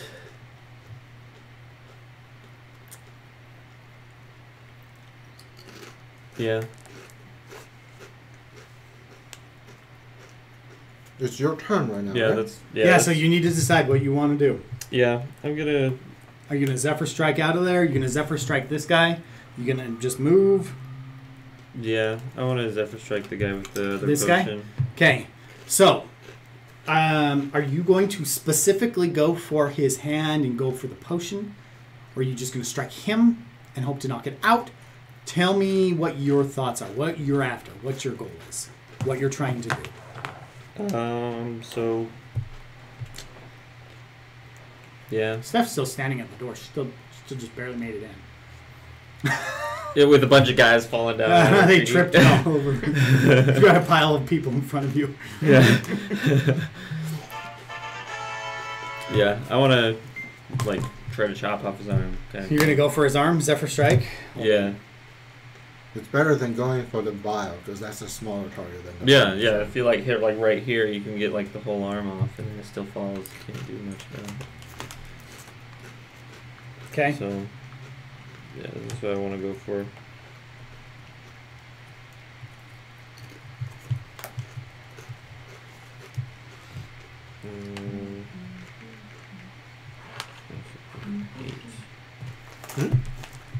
no thanks. Doritos? Are you full? Did you guys eat already? Well, I've been snacking. And that was a 15. pretzels Okay. and veggie straws. And this would be What is your dexterity on your character? 18. Oh, okay, that's pretty good. And then Okay. my class says +2. Okay. Okay. And, So that's a good roll. Okay. and then 7, 7, 8. So Okay. 22. So you go to strike at his arm.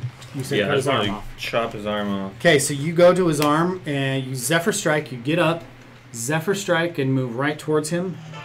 And you basically, what I'm going to say happened is the guy's holding the vial out like this, and you basically run past him as he's holding the vial out and go, shink! And he's standing there, and his hand just goes, shatters on the ground. Yay. No. And the guy's sitting there now with a stump. Yeah, he's Okay, he's like, so you chop his hand clean off. cool. Okay, And that also gets me away from the nasty, goopy. Well, I'm near a one that's not nasty, goopy yet. We gotta take care of that.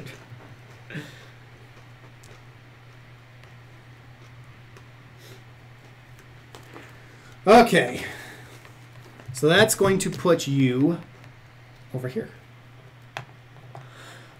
And you're over here. And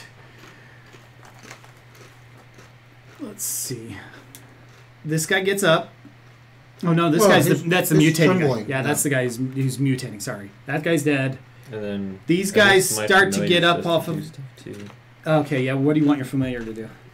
I mean, I want him to attack the scythe one. He's almost dead still. So this one right here. I don't. Yeah, mine's just like a wolf or a panther or whatever. I don't.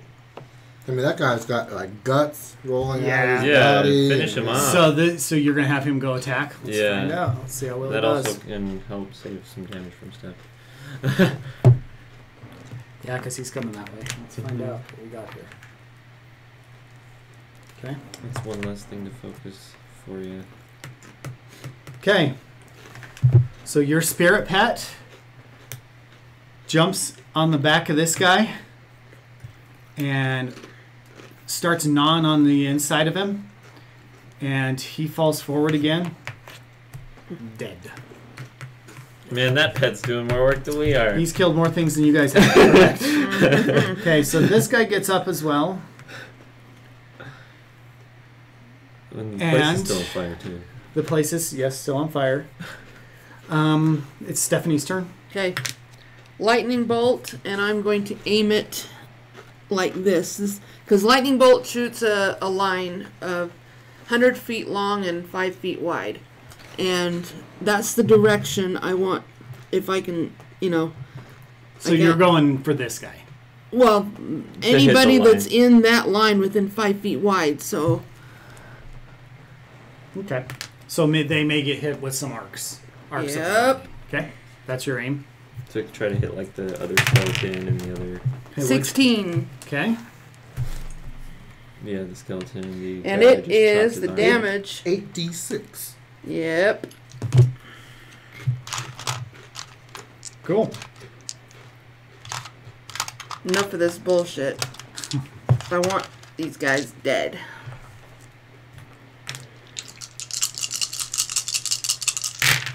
Oops. I dropped one. It's under your chair there. Grab it and re-roll it. Especially if it's a 1. Yeah. Oh, 6. Okay. That's a good roll.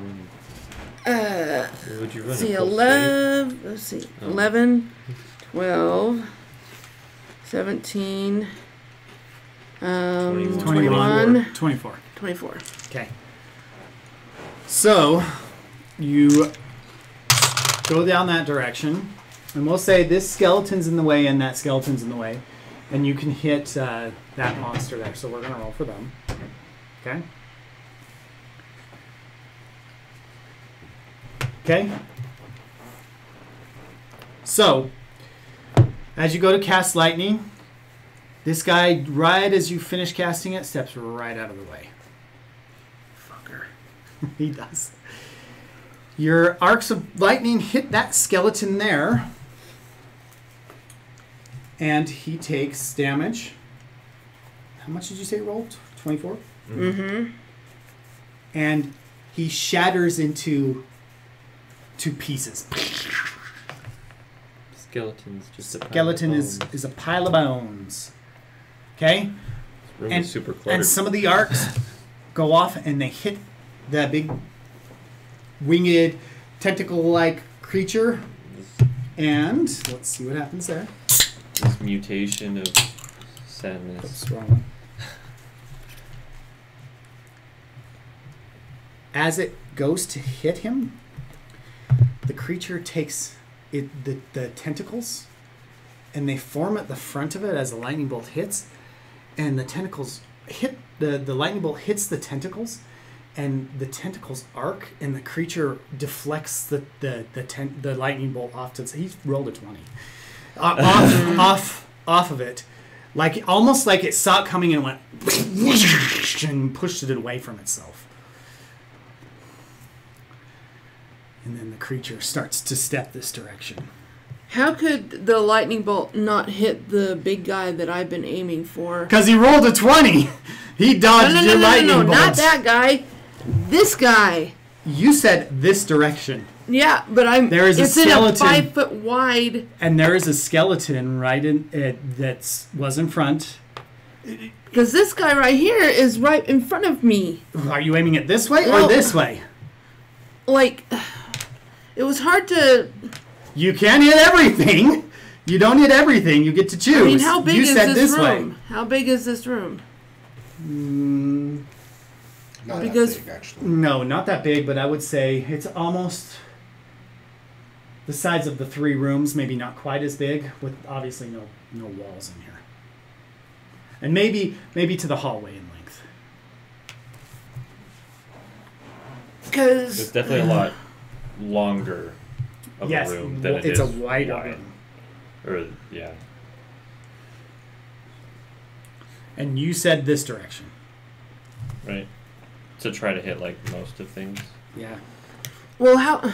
I mean, this guy is standing directly in front of me, though. I mean, I'd say he's probably from my distance to you if I'm standing. well, even if I aimed it, Maybe here. at a kind of diagonal direction, it would still hit him. And that is more than 5 feet. And you said I was aiming this direction. No, 5 feet wide, I know. 100 foot long. Mm-hmm. You're aiming this direction.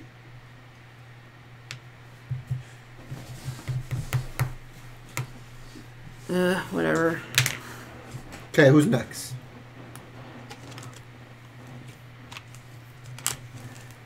I got that direction. That's what I got.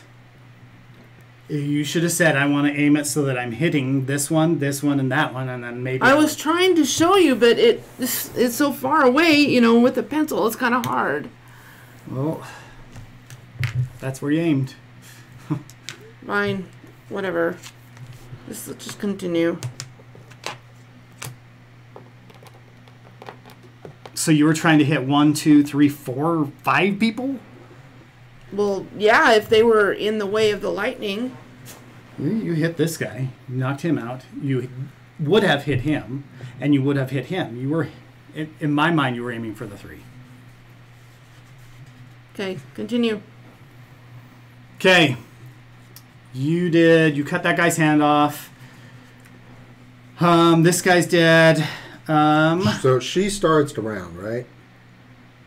Yes. Okay, so after her, now it's the rest of us. Right? Yes. Okay. So, it's basically, it starts it over again. Because she started the round, so the round is starting again. So, Crow, my turn. Yeah, so it is your Okay. turn. I was going to say, I don't know, I think it is your turn or one of Yeah. the mob's turns, because he's gone recently. All right. I'm just gonna get on him and do a mercy kill because he's on the ground trembling, right? Yeah, he's starting to cocoon. Things are cocooning out of him, starting to. So he's not quite But there. it's Yeah. So you have starting to grow. you have a point. You have a part where you can start it. Yeah. Yeah. I'm just gonna try to cut his head off. Okay. tell me whatever I need to What roll. what weapon are you using? Dagger. I have 2 daggers. What do you typically roll for damage on that? Interesting. I'm not sure.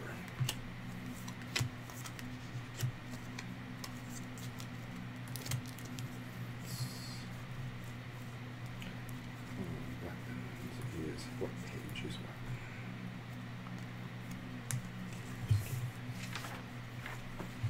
Sorry.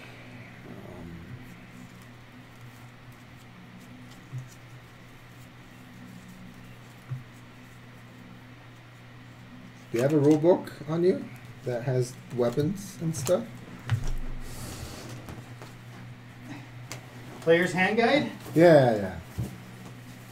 I'm sure I do. I don't know if it has everything in it. I'm gonna go bathroom when I figure it out. Okay. Yeah, go ahead.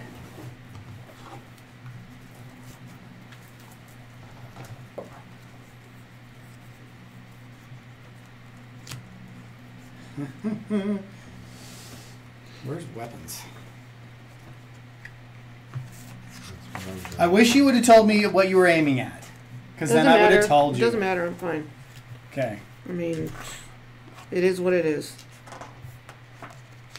Oh, 148 on weapons. 148.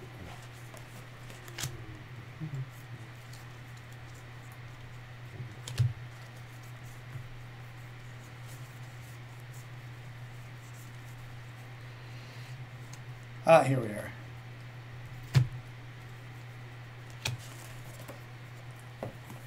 Hmm.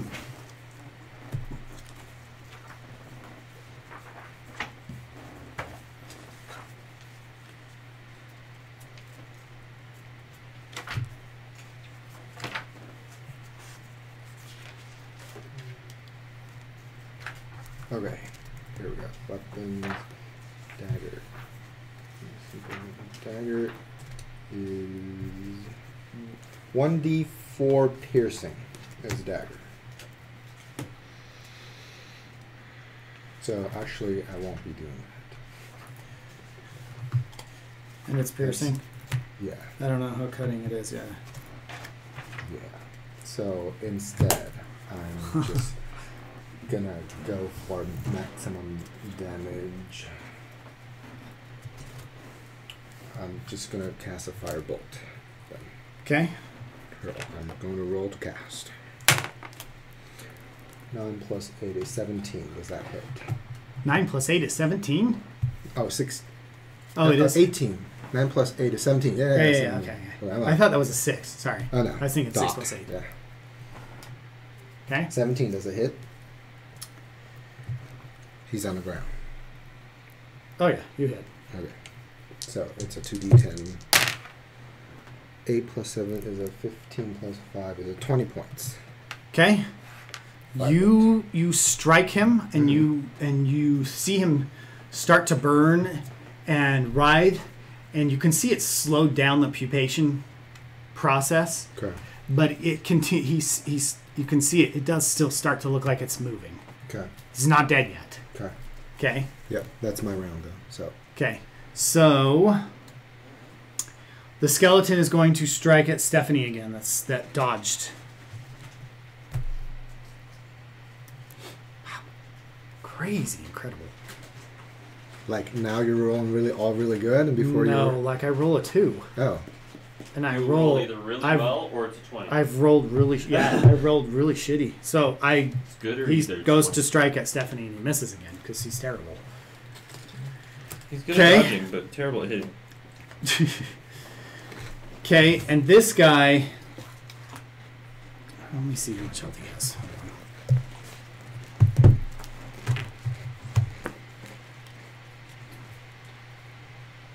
Okay. This guy. Let me see. I'm gonna just make sure he does. Okay. This guy right here spends his turn pushing that guy out of the way because he wants to step forward and he thinks that he's going to deal with her. And now he's right in front of you. He's like, you suck. Get out of the way. The big guy's right in front of you. He pushed the skeleton out of the way because the skeleton swung at you and missed, and then the big guy pushed the skeleton out of the way and got right in front of you. He doesn't. That was his turn. Okay, your turn. Oh wait, no. I forgot I wanted to do this guy. Okay, so it's this guy's turn. Okay, this guy, in a complete rage, the tentacles pick up this dude, turn him sideways, tear him in two, and throw him to the side. He kills his own guy, and he moves. Because he's in Berserker? He's just in a... Well, he wasn't completely formed either, so Yeah, he's so not he's clear-minded. Yeah, Correct. he's not with it. So, and he's kind of in a Berserker thing. Which is why you guys got to think about when they're looking at, like, this is it. This is my end. When I take it, I've lost me, basically. And he's moved towards you. Because you're the closest next target. Yep. Okay? He like the tentacles grab into him, and he just and it tears the necromancer in two, and that guy's dead. He killed off one of your guys. Lucky you, huh? And he moves towards Braden. And you're on top of the other one, right? That's happening. The other. No, I ended up. He cast a fireball. Cast a firebolt instead. Oh, yeah. Because dagger is piercing damage, and I'll be on top of him for rounds before I actually can finish him off with a dagger. So. Time to hunt for a better weapon after this fight. Okay, so we have one of the Some flashing necromancers that is... So what's left on the table? This guy's still alive, still pupating. Okay? So how did the firebolt deal with the pupation? Since was Slowed just it down. It slowed it down. It didn't stop it. It's still happening, but you could tell. You know how when this one was going, it was like freaking out and wiggling, and it was ripping. Tentacles were ripping the ground apart and ripping into the sky, into the wall and everything, and it was getting bigger. You can see that this is slowed down because it's taken some damage. Like it's not stopped it, but it's not moving as fast. Okay. Okay. So he's still alive. Obviously, the monster is still alive. This guy is still alive. And then that skeleton that he pushed to the side. Okay? And that is what is still out there. Have fun. All right. And both you and your spirit pet still get to do something this round. Yeah. Mm-hmm. And that guy is right there in front of you. Yeah. Or I would say, at this point in this you've turned like that and looked. Come on. Because you guys witnessed him tear that other guy apart. He's basically, you're right, in a way, he's raging and berserking. He's just going to destroy everything in its way. Right. As far as what you can see. And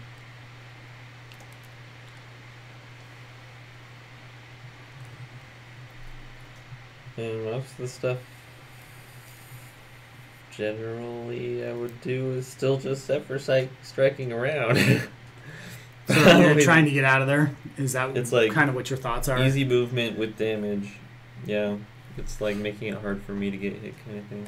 So what's your plan? Tell me your plan.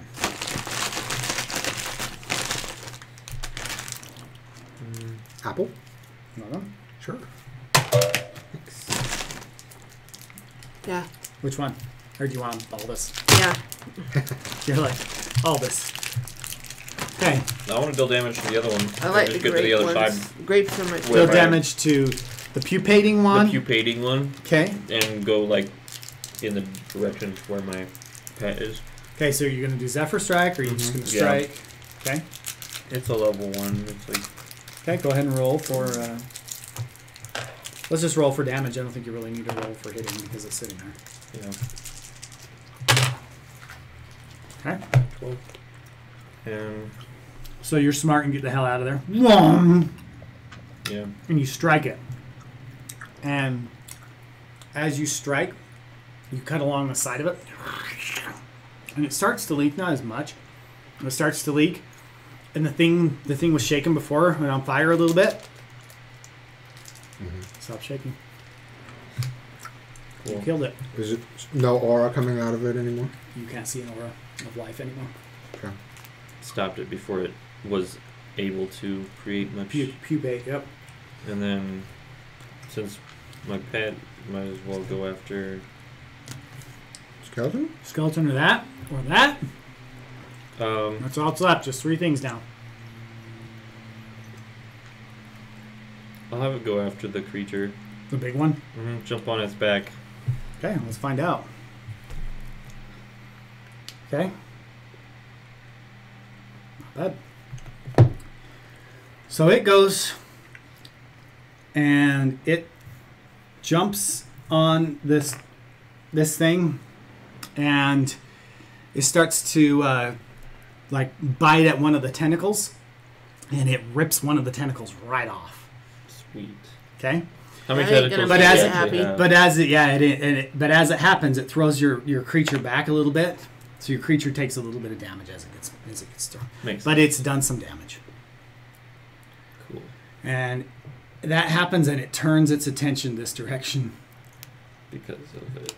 Yeah, it's a mindless creature. That was kind of the basically, point. kind of, which Kinda is get the kind of distraction grateful for you. because he was right after you. Then Yeah, at you would that have been the point, next because- easy target. Yeah. And that ends the round, right?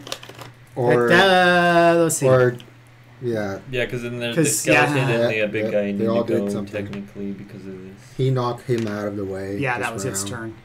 turn. Okay, so it's Stephanie's turn. Yes.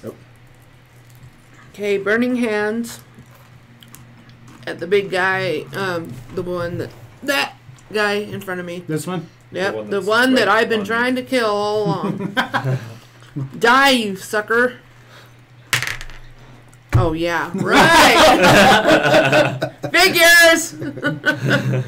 Roll for damage. Oh God.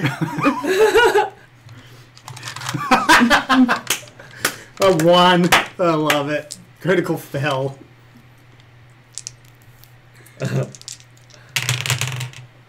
Oh my god! And that was a pretty freaking good roll too. Read to me what Burning Hands does, please. I'm not gonna have any hair. I would You imagine. not have any hands, right? Now, do you hold your hands out? You should know. I mean, they're Like like this thing. 15-foot cone. So that's the one. Yes. So, as you hold your hands out and start to cast Burning Hands, instead of the cone going forward, it goes backward. And it is point blank going backwards. I'm dead. How much health do you have? 30? Mm-hmm. All right, what did you roll? 24 or something like that. 22. Or, Um, no, it was less than that. It was 6. Let's 6, see. 5, and 3. Oh, it was like 14. 14. Yeah. So that's half my more than half my health No, gone. It's oh yeah. And you are blown point blank backwards.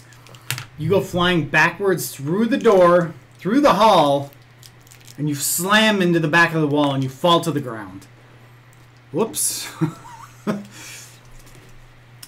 There's a little bit of fire damage, but we're only going to take 14 points of damage. Okay? Only 14. That's like That's a That's nice DM. The one that was mean and not letting you do electricity is nice and saving you now. She's like, shut up. Okay, my turn. your turn.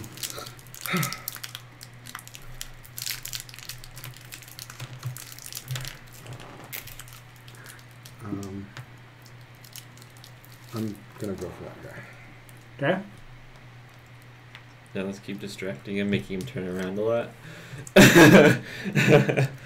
I could say I'm gonna try to run away since his attention is away, but that would just be 19 plus 8 is 27. I hit, right? I Okay. hope I Well, hit. 19 is going to hit, yeah. Okay. 2d10. Okay, what are we hitting with? I'm confused. Firebolt. Okay. Nah. 5 plus 5, 10 points of damage. You're gonna have to do more damage to that thing if you're gonna kill it. It's a cantrip. It's not a high. I'm out of the high level spells to cast for I the used day. mine to hit everyone, which did well at the start. It was a good starter. Okay, so you turn and you cast Firebolt, and if Firebolt hits the creature turns and takes damage. Yeah, and whose turn is it? I'm right after him. Let's have you go then. Yeah, let's have you go. Okay. Oh, this is a long battle, huh? So, this is the only other way I can think of doing a lot of damage. Because I don't have a level 5, and that's usually my damage. I have Hail of Thorns. The next time you hit a creature with a ranged weapon attack, so I would shoot him. Because I'm further away. This spell creates a rain of thorns that sprouts from your ranged weapon or ammunition. In addition to the normal effect of the attack, the target of the attack and each creature within 5 feet of it must take a dexterity saving throw. A creature takes 1d10 piercing damage on a failed save, or half as much on a damage on a successful one. Okay. At higher levels, if you cast a spell using a spell slot of a 2nd level or higher, the damage increases by 1d10. So what are we for casting each it out level. as? 4. As a level 4 spell? Mm-hmm. So you'll roll 4 d10s, Yes. right? Yeah. Am I hearing that right? Yes. Okay. So you're casting the spell, and then the next turn you get to shoot your arrow, right? Because it says on the Yes, the next time I hit a creature. So go ahead and let's roll to make sure you cast it and you don't flub it.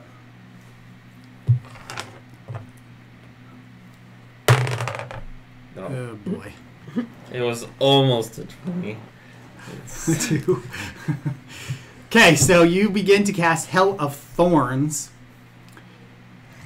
in the On your arrow, basically. Yeah. Okay.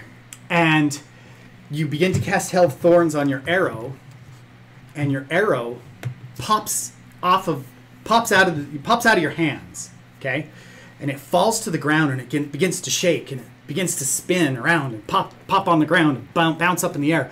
And as it's doing that, you see little splinters spraying off of the arrow, and they're falling onto the ground all around you, in front of you. And as you see that, little thorny bushes begin to sprout out of the ground, and they start to grow around and on the ground, and they start to branch out, and they look like they're trying to reach and grab for things. So you guys see little thorny things are starting to grow all over the place. That's They're cool. starting to branch out, and I would get the hell away from it because it could catch you and you could get entangled. And yeah. Does that make difficult terrain then? This is difficult terrain now. The terrain has become difficult. So I want you to really quickly roll a d20 for me. I want to see if you get. I'm clear there. out in the hall. So. You're fine. But you need to roll a d20, and on your next turn, yeah, it starts to tangle into you. Some of the splinters start to grow and grasp on your legs and stuff like that. Hold on a second. You take 2 points of damage as some of the thorns start stabbing into your leg. Did you say on my next On turn? your I have to next roll turn, if you're still anywhere in this vicinity, you're going to have to roll for it. Okay, and so including basically he- on my next turn I need to run away. Or I will, if I stayed, I'll... You might get trapped. Yeah, okay. How's that fire burning there? It's pretty big. At It's this pretty point. big? And the wall is made out of wood, Wood. then, I guess. Okay. Yes. But you don't know, is this the outside wall over here, or is this another room? Right. Or is the, you know what I mean? Yeah. It's a fire. Okay, so it's this monster's turn. Well, no, it's the skeleton's turn, and it starts to make its way. It's a dumb creature, and it walks into the thorny bushy thing To try and get to you, and it actually steps around it. Surprisingly. And it starts to make its way over to you, and it spends a turn doing that because it has to maneuver through the thorny, bushy stuff to get to you. It's trying to get to you. And this one starts to make its way over to the doorway to get to Stephanie, and it goes to slam its hands. Stephanie, are you on the ground? Yeah. Oh, okay. In the yeah, hall. she blasted herself. She Kinda like blasted- what Oh, you yeah. did to the other guy. I rolled a She- 1. So yeah, you guys are not rolling well like I have been. So It's it swapped. goes to slam on the ground. I want you to roll a d20 to see if we're able to get out of the way. 14. Okay, so it does hit you, but it barely hits you, and you take 3 points of damage. It onto the ground. You don't take the brunt of it. You take like it. Things hitting. Like, coming yeah, out, like a shockwave, Shrapnel. almost shrapnel kind of thing hitting at you. Okay. Stephanie takes her turn getting to her feet. What is your plan? And I'll tell you whether you have to take your turn getting to your feet, and you can do your plan, or whether you take the whole turn getting to your feet. Tell me what your plan is. Right? You're going to get to your feet, I imagine. I mean, I'm assuming. Okay. Well, if it takes that long just to get to my feet, I doubt I'd be able to cast any spells. And that thing's right there, too. That's part of the issue.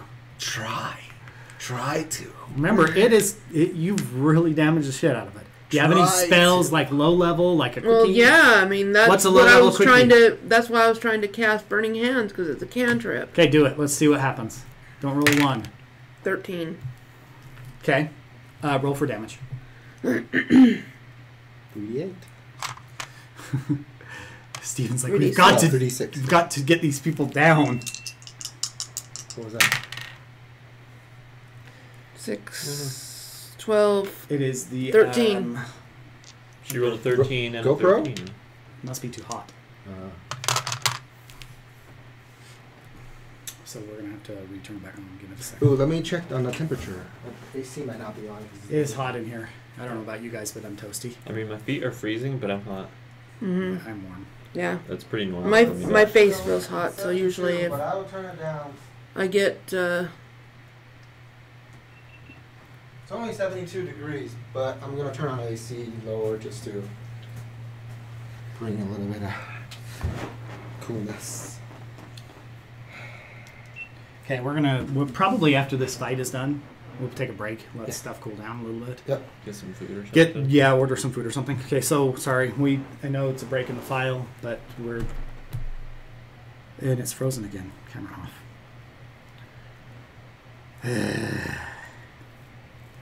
well, you were running it quite a while before we even got here. Yeah, it's so- been running for like 3 hours almost. It's normal then for It's GoPro to overheat? It's running Wi-Fi at the same time. I'm watching video of this, so I need to actually probably stop doing that and just let it run itself. Yeah, that's probably what I would. So I'm gonna probably start it and then disconnect the Wi-Fi. So you're running 2 cameras at the same time? One streaming, One's one's just streaming. recording. Oh, Because I'm concerned that the stream may not work, so I Right. want the GoPro just or so vice that I have- versa. so that I have footage. Yeah. And I think it stopped again. Gosh dang it. Did you say you're freezing? Or you're cold? My feet Feet, are really his cold. feet. It runs from my mom. And I brought a warmer pair of socks. I was gonna bring my slippers, but I took my shoes off Hopefully because it's I working get too hot. now. Let's see. Yeah. My feet do, and then the rest of my body feels hot. But if my feet are cold, then the rest of my body is cold. Okay. Yeah, that's my problem. Let's Which I'm let's warm see. now. Okay, so where were we? Like, Stephanie's going to try casting a cantrip on this I already creature. did. You did. Okay. She Oh did. yeah, you did. Yeah, 13 she and got 13. 13 and 13. Okay, so she casts what is it? Scorching ray. No, the Burning Hands. Burning hands. So you reach out No touch faith. and your hands envelop in fire, And you reach out and grab the guy, and he looks at you as he bursts into flames and falls to the ground dead. Yes, finally. Okay. He just had a lot of good dodging rolls and a bunch of other things. And Steph's like, I finally killed something. Oh my gosh, I killed it. It's dead. So Well, he was a big guy. He was a He big, was. strong guy. Like one of the. he was. Okay. Now it's Braden's turn. No, my turn. No, it is your turn. You're right. You're right. He's the end one. Your turn. Yeah.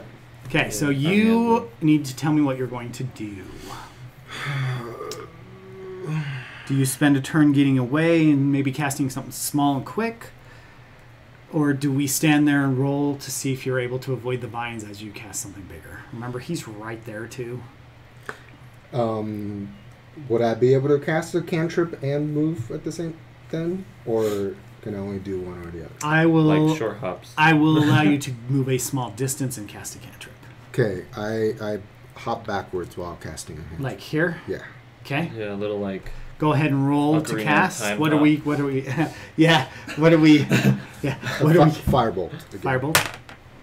Okay, 9 plus A, 17. Okay. And 15 plus 5, 20 points. Okay, so you cast a firebolt. That's actually not a bad one. And you strike him with the firebolt again. Okay. And he burns and blisters, and he gets angry and he starts grabbing these tables Yeah. and the chairs and all the stuff in here with his tentacles in his hands, and he starts to throw them at you. It's his So turn. is this big creature the only thing that's left alive? There's a skeleton. there's Okay. a skeleton that is And he somehow throws stepping around my them arms. at you. Roll a d20 to see if you can dodge. Yeah, no. My first one. He's not a great thrower, but he did hit you because you rolled. I roll a 1. He throws the table at you, and it hits you, bam, like boom, point blank, and knocks you back and into the wall. Yeah, at least Boom! you're further away.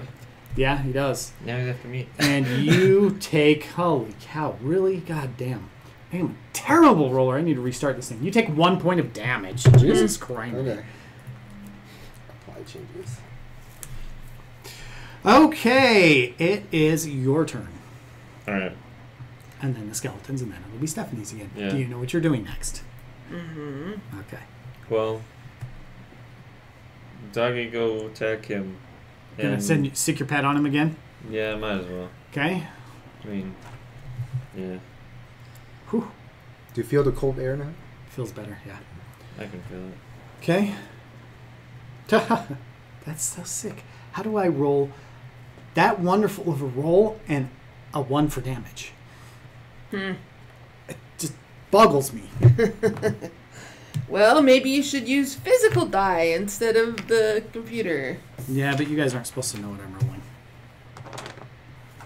Yeah. I would need a D&D shield so you can see what I'm rolling.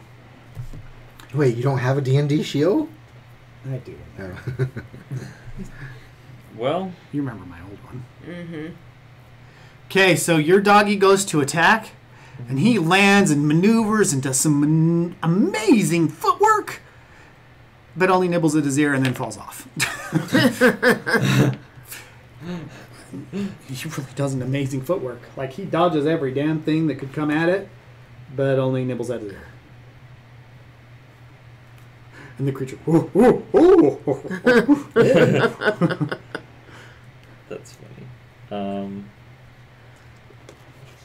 Then Okay? well,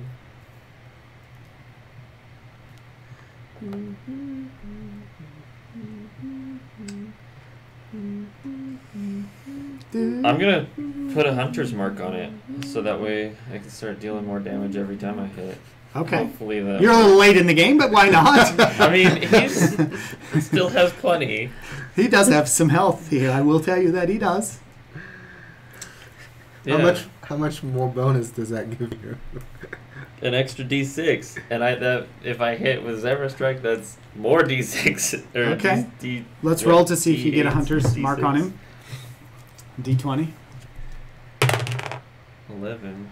Okay. We'll allow it. You get a hunter's mark on him. Okay. It is the skeleton's turn, and he likes you. And he's a terrible shot and misses. Whatever.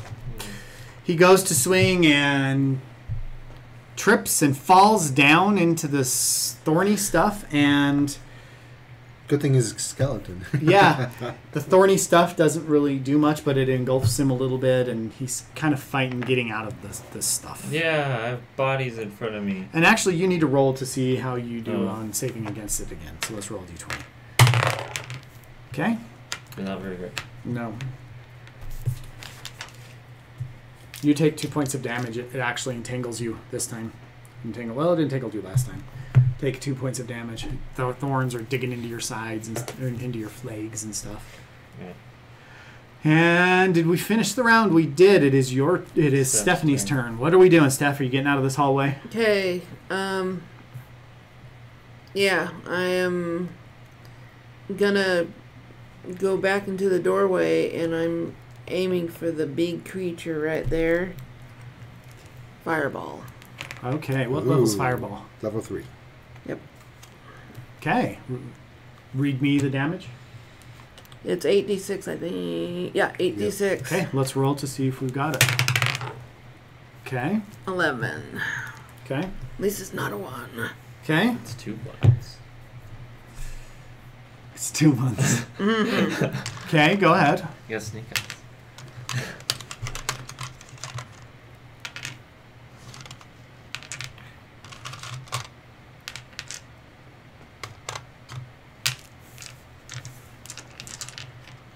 Let's see what we get here.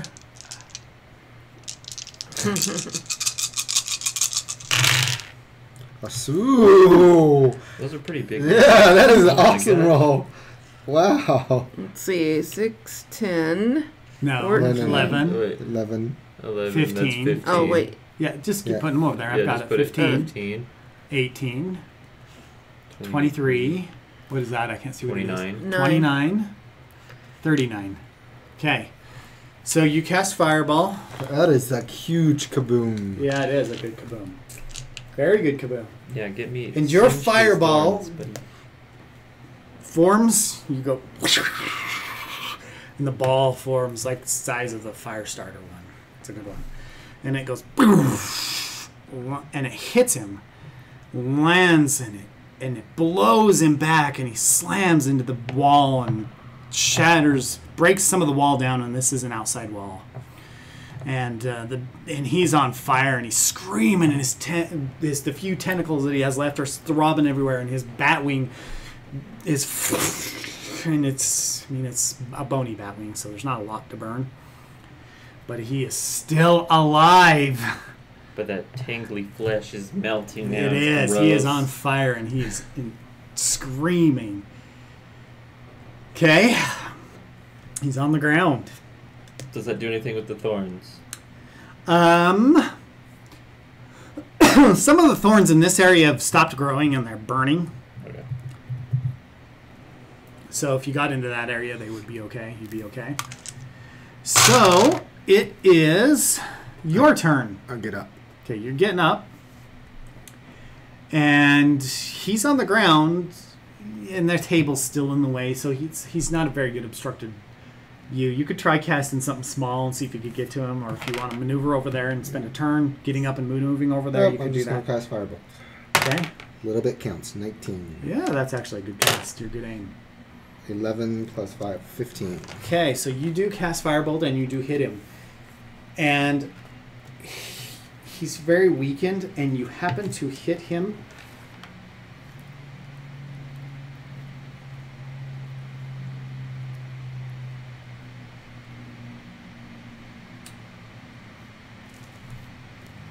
And you happen to hit him, and when you hit him, there's a lot of popping, and you can see pieces of him starting to pop off. The tentacles and his wings have popped and are tearing off of him. He's burning alive. He's like a crispy bacon. He's smoking and he's thrashing on the ground and tearing shit up. The walls are starting to fall apart. You can see the building looks like it's starting to kind of give way in this area. And the walls starting to break down. Not only was it on fire before, but now it's crumbling and starting to break. And it's rumbling and kind of moving around. It's still live though. Your turn. Finish him off Yep. with your hunter's mark on. Yeah, you were successful with that. Yeah. He's writhing in pain. You know, I want to make sure that this freaking he goes down. For sure. Okay. I'm just gonna do a barrage. It's Okay. 3d8, so I'm gonna make sure it happens. I hope. Okay. Roll to And see if then we're successful. Hopefully you don't shower it upon D8 and a your allies. D6 twos. No. Okay. It's a big area though. But it's pretty. It's a cone. It does say cone. Okay. Okay. So let's find out what you hit for. I need 3d8s is what it is. 3d8s and then the d6, right? It's for the hunter's mark. So yeah, Yeah. 3d8s and a d6. Or is it, these are 8s. 3, 6. Okay. Nice. Ooh. 24? 20, Your D8s are Yep. It's Good roll. 24. 24. Okay. Yeah, so it's 14. So 16, your mark isn't the best, 24. but it sprays it around, and you do happen to hit him several times. You're like shooting a whole bunch of arrows really quickly, and several of the arrows stick into him, and the creature writhes.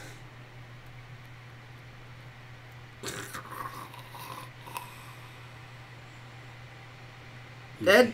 You killed it. Yay. There's still a skeleton, isn't there? There is still a skeleton. Hey, everybody attack the skeleton! Skeleton's laying down in the thorns right now. Okay. He's a little stuck. Yeah, he is stuck in the thorns. So the skeleton is going to spend its time. Let me find out. Getting out if he's able to get up.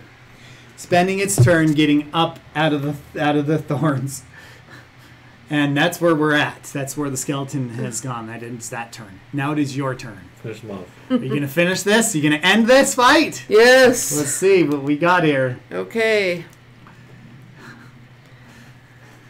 I'm going to cast Scorching Ray, all 3 rays on this damn skeleton. The skeleton Okay. hasn't even taken very much damage at all. No, it's a full-fledged Okay, the first skeleton. ray. Yeah. 4. Second, 14. Okay.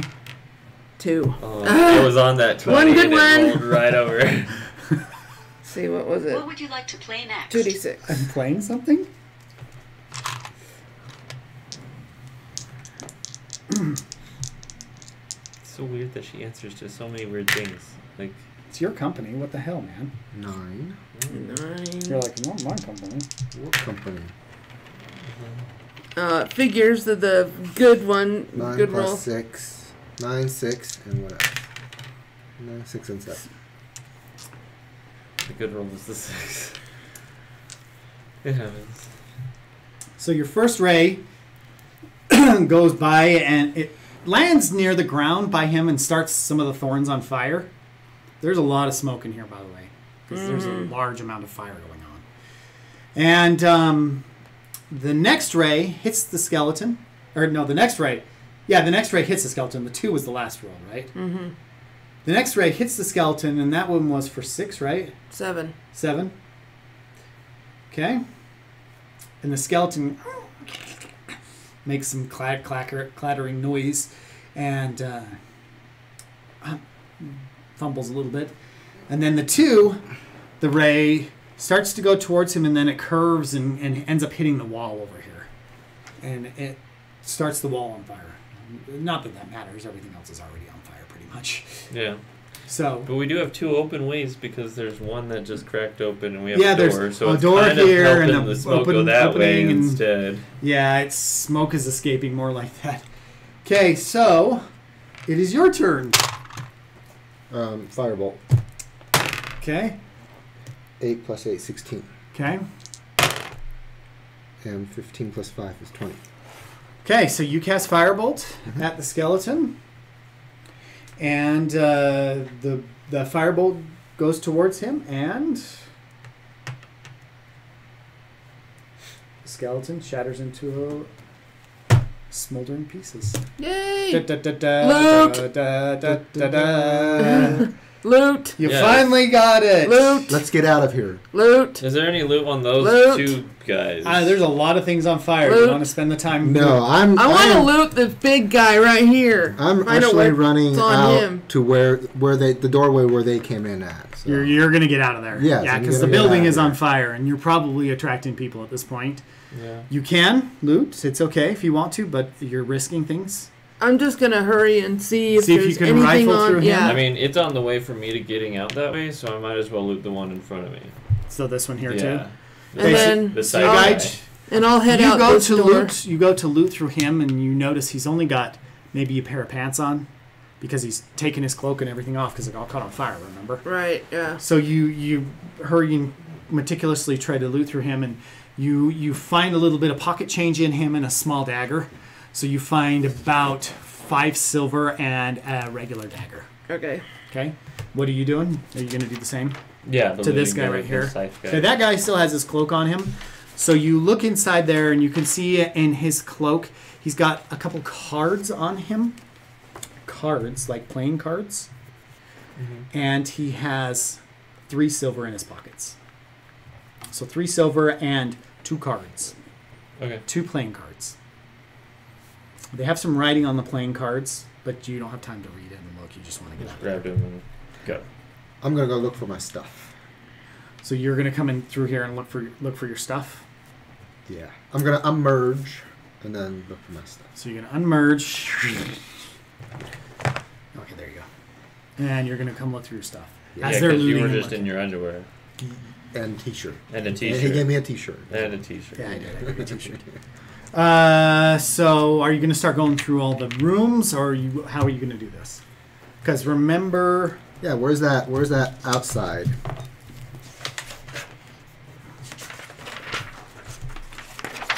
so outside the door. I came out here then. Yes. Okay. What are you going to do? Tell me what you're doing. Yeah, I'm gonna see if any of these doors open first. Okay, so you come to this door, and that door is locked. Okay, then I immediately pass. Keep going. Okay, you going to go to this door? Remember, it is really well. It's dark in here, but there's a lot of light coming from here because it's of the also fire, smoky. and it's very smoky in here. Yes. So you're going to come to this one. Yes. Okay, you come to this one and you open it in his room exactly like this one, Mm-hmm. except for the wall right here is It's broken on the down. opposite. Yeah, That is Yeah. burning. and it's on fire, and you don't see anything. There's tables and stuff that looks just like that, and like syringes and. Keep going. Keep going. Okay, are you gonna come to this one? Come to this one, because you don't know what's here. You don't know. Right. what's- Well, the So this closest is- door first. So you come into here and you see this room that looks like the receptionist area, Mm-hmm. and when you look over the desk, you can see that there are 2 chests. Then I go through the chest. So you immediately get to your first chest, and the very first chest you can tell was recently accessed, and it is filled with your my items. my items. Okay. Yes. Good. Grab them. Okay, you grab them. Put them on, basically. Okay, you get all your stuff on. And you guys feel. I mean, this takes time. So, what do you guys do? Yeah, tell me what you're doing, because Kitchen. I'm out. you're out too.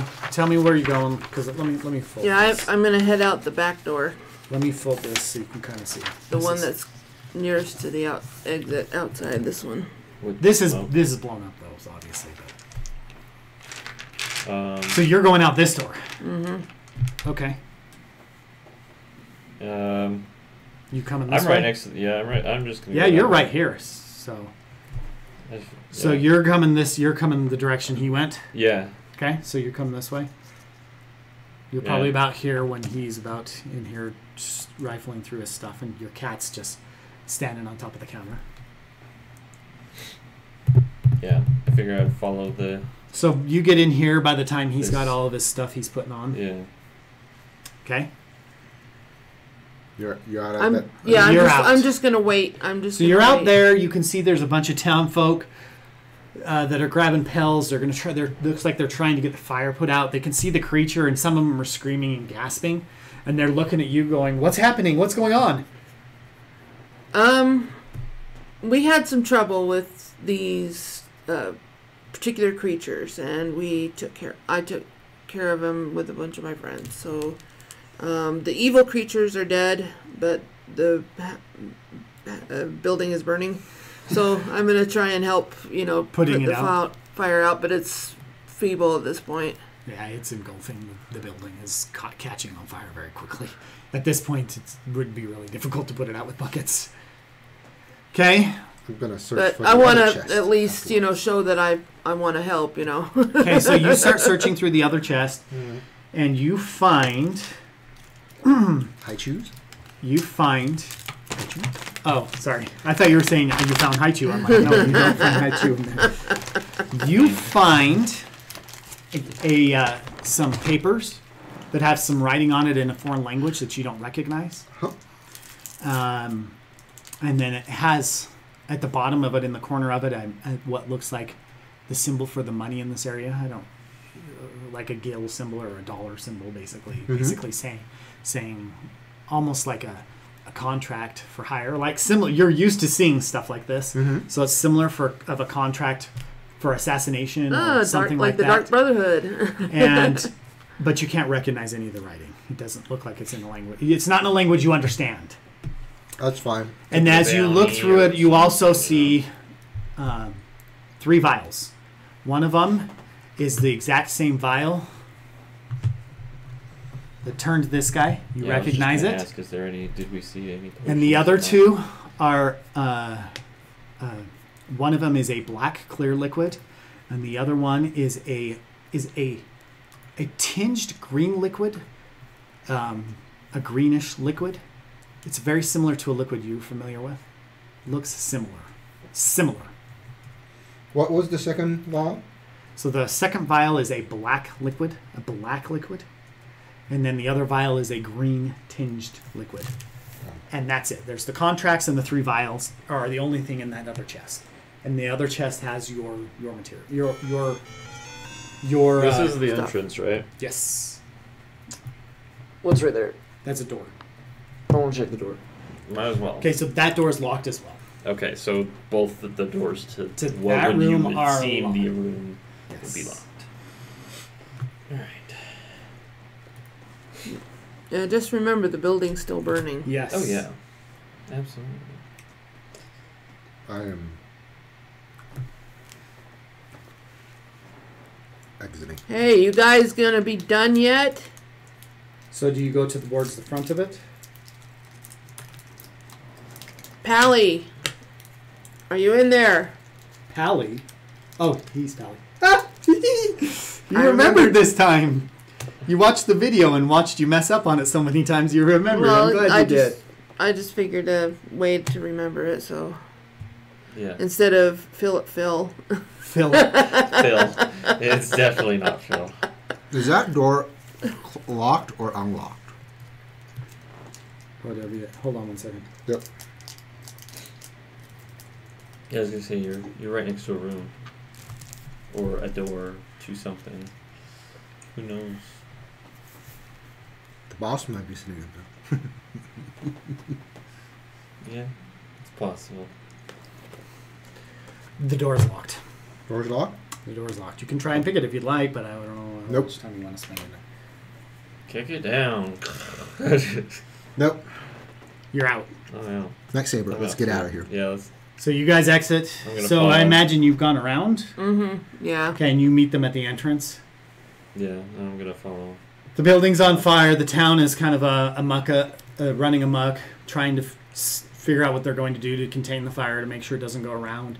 There's several villagers standing around the outside of it, holding buckets of water, trying to just splash it on it as pieces of the flame to try and contain it to make sure it doesn't get on any other buildings. And at this moment, we are going to pause to eat because it is a good pausing point. Yeah. So we will be right back. Okay? Bye. Bye-bye. Bye.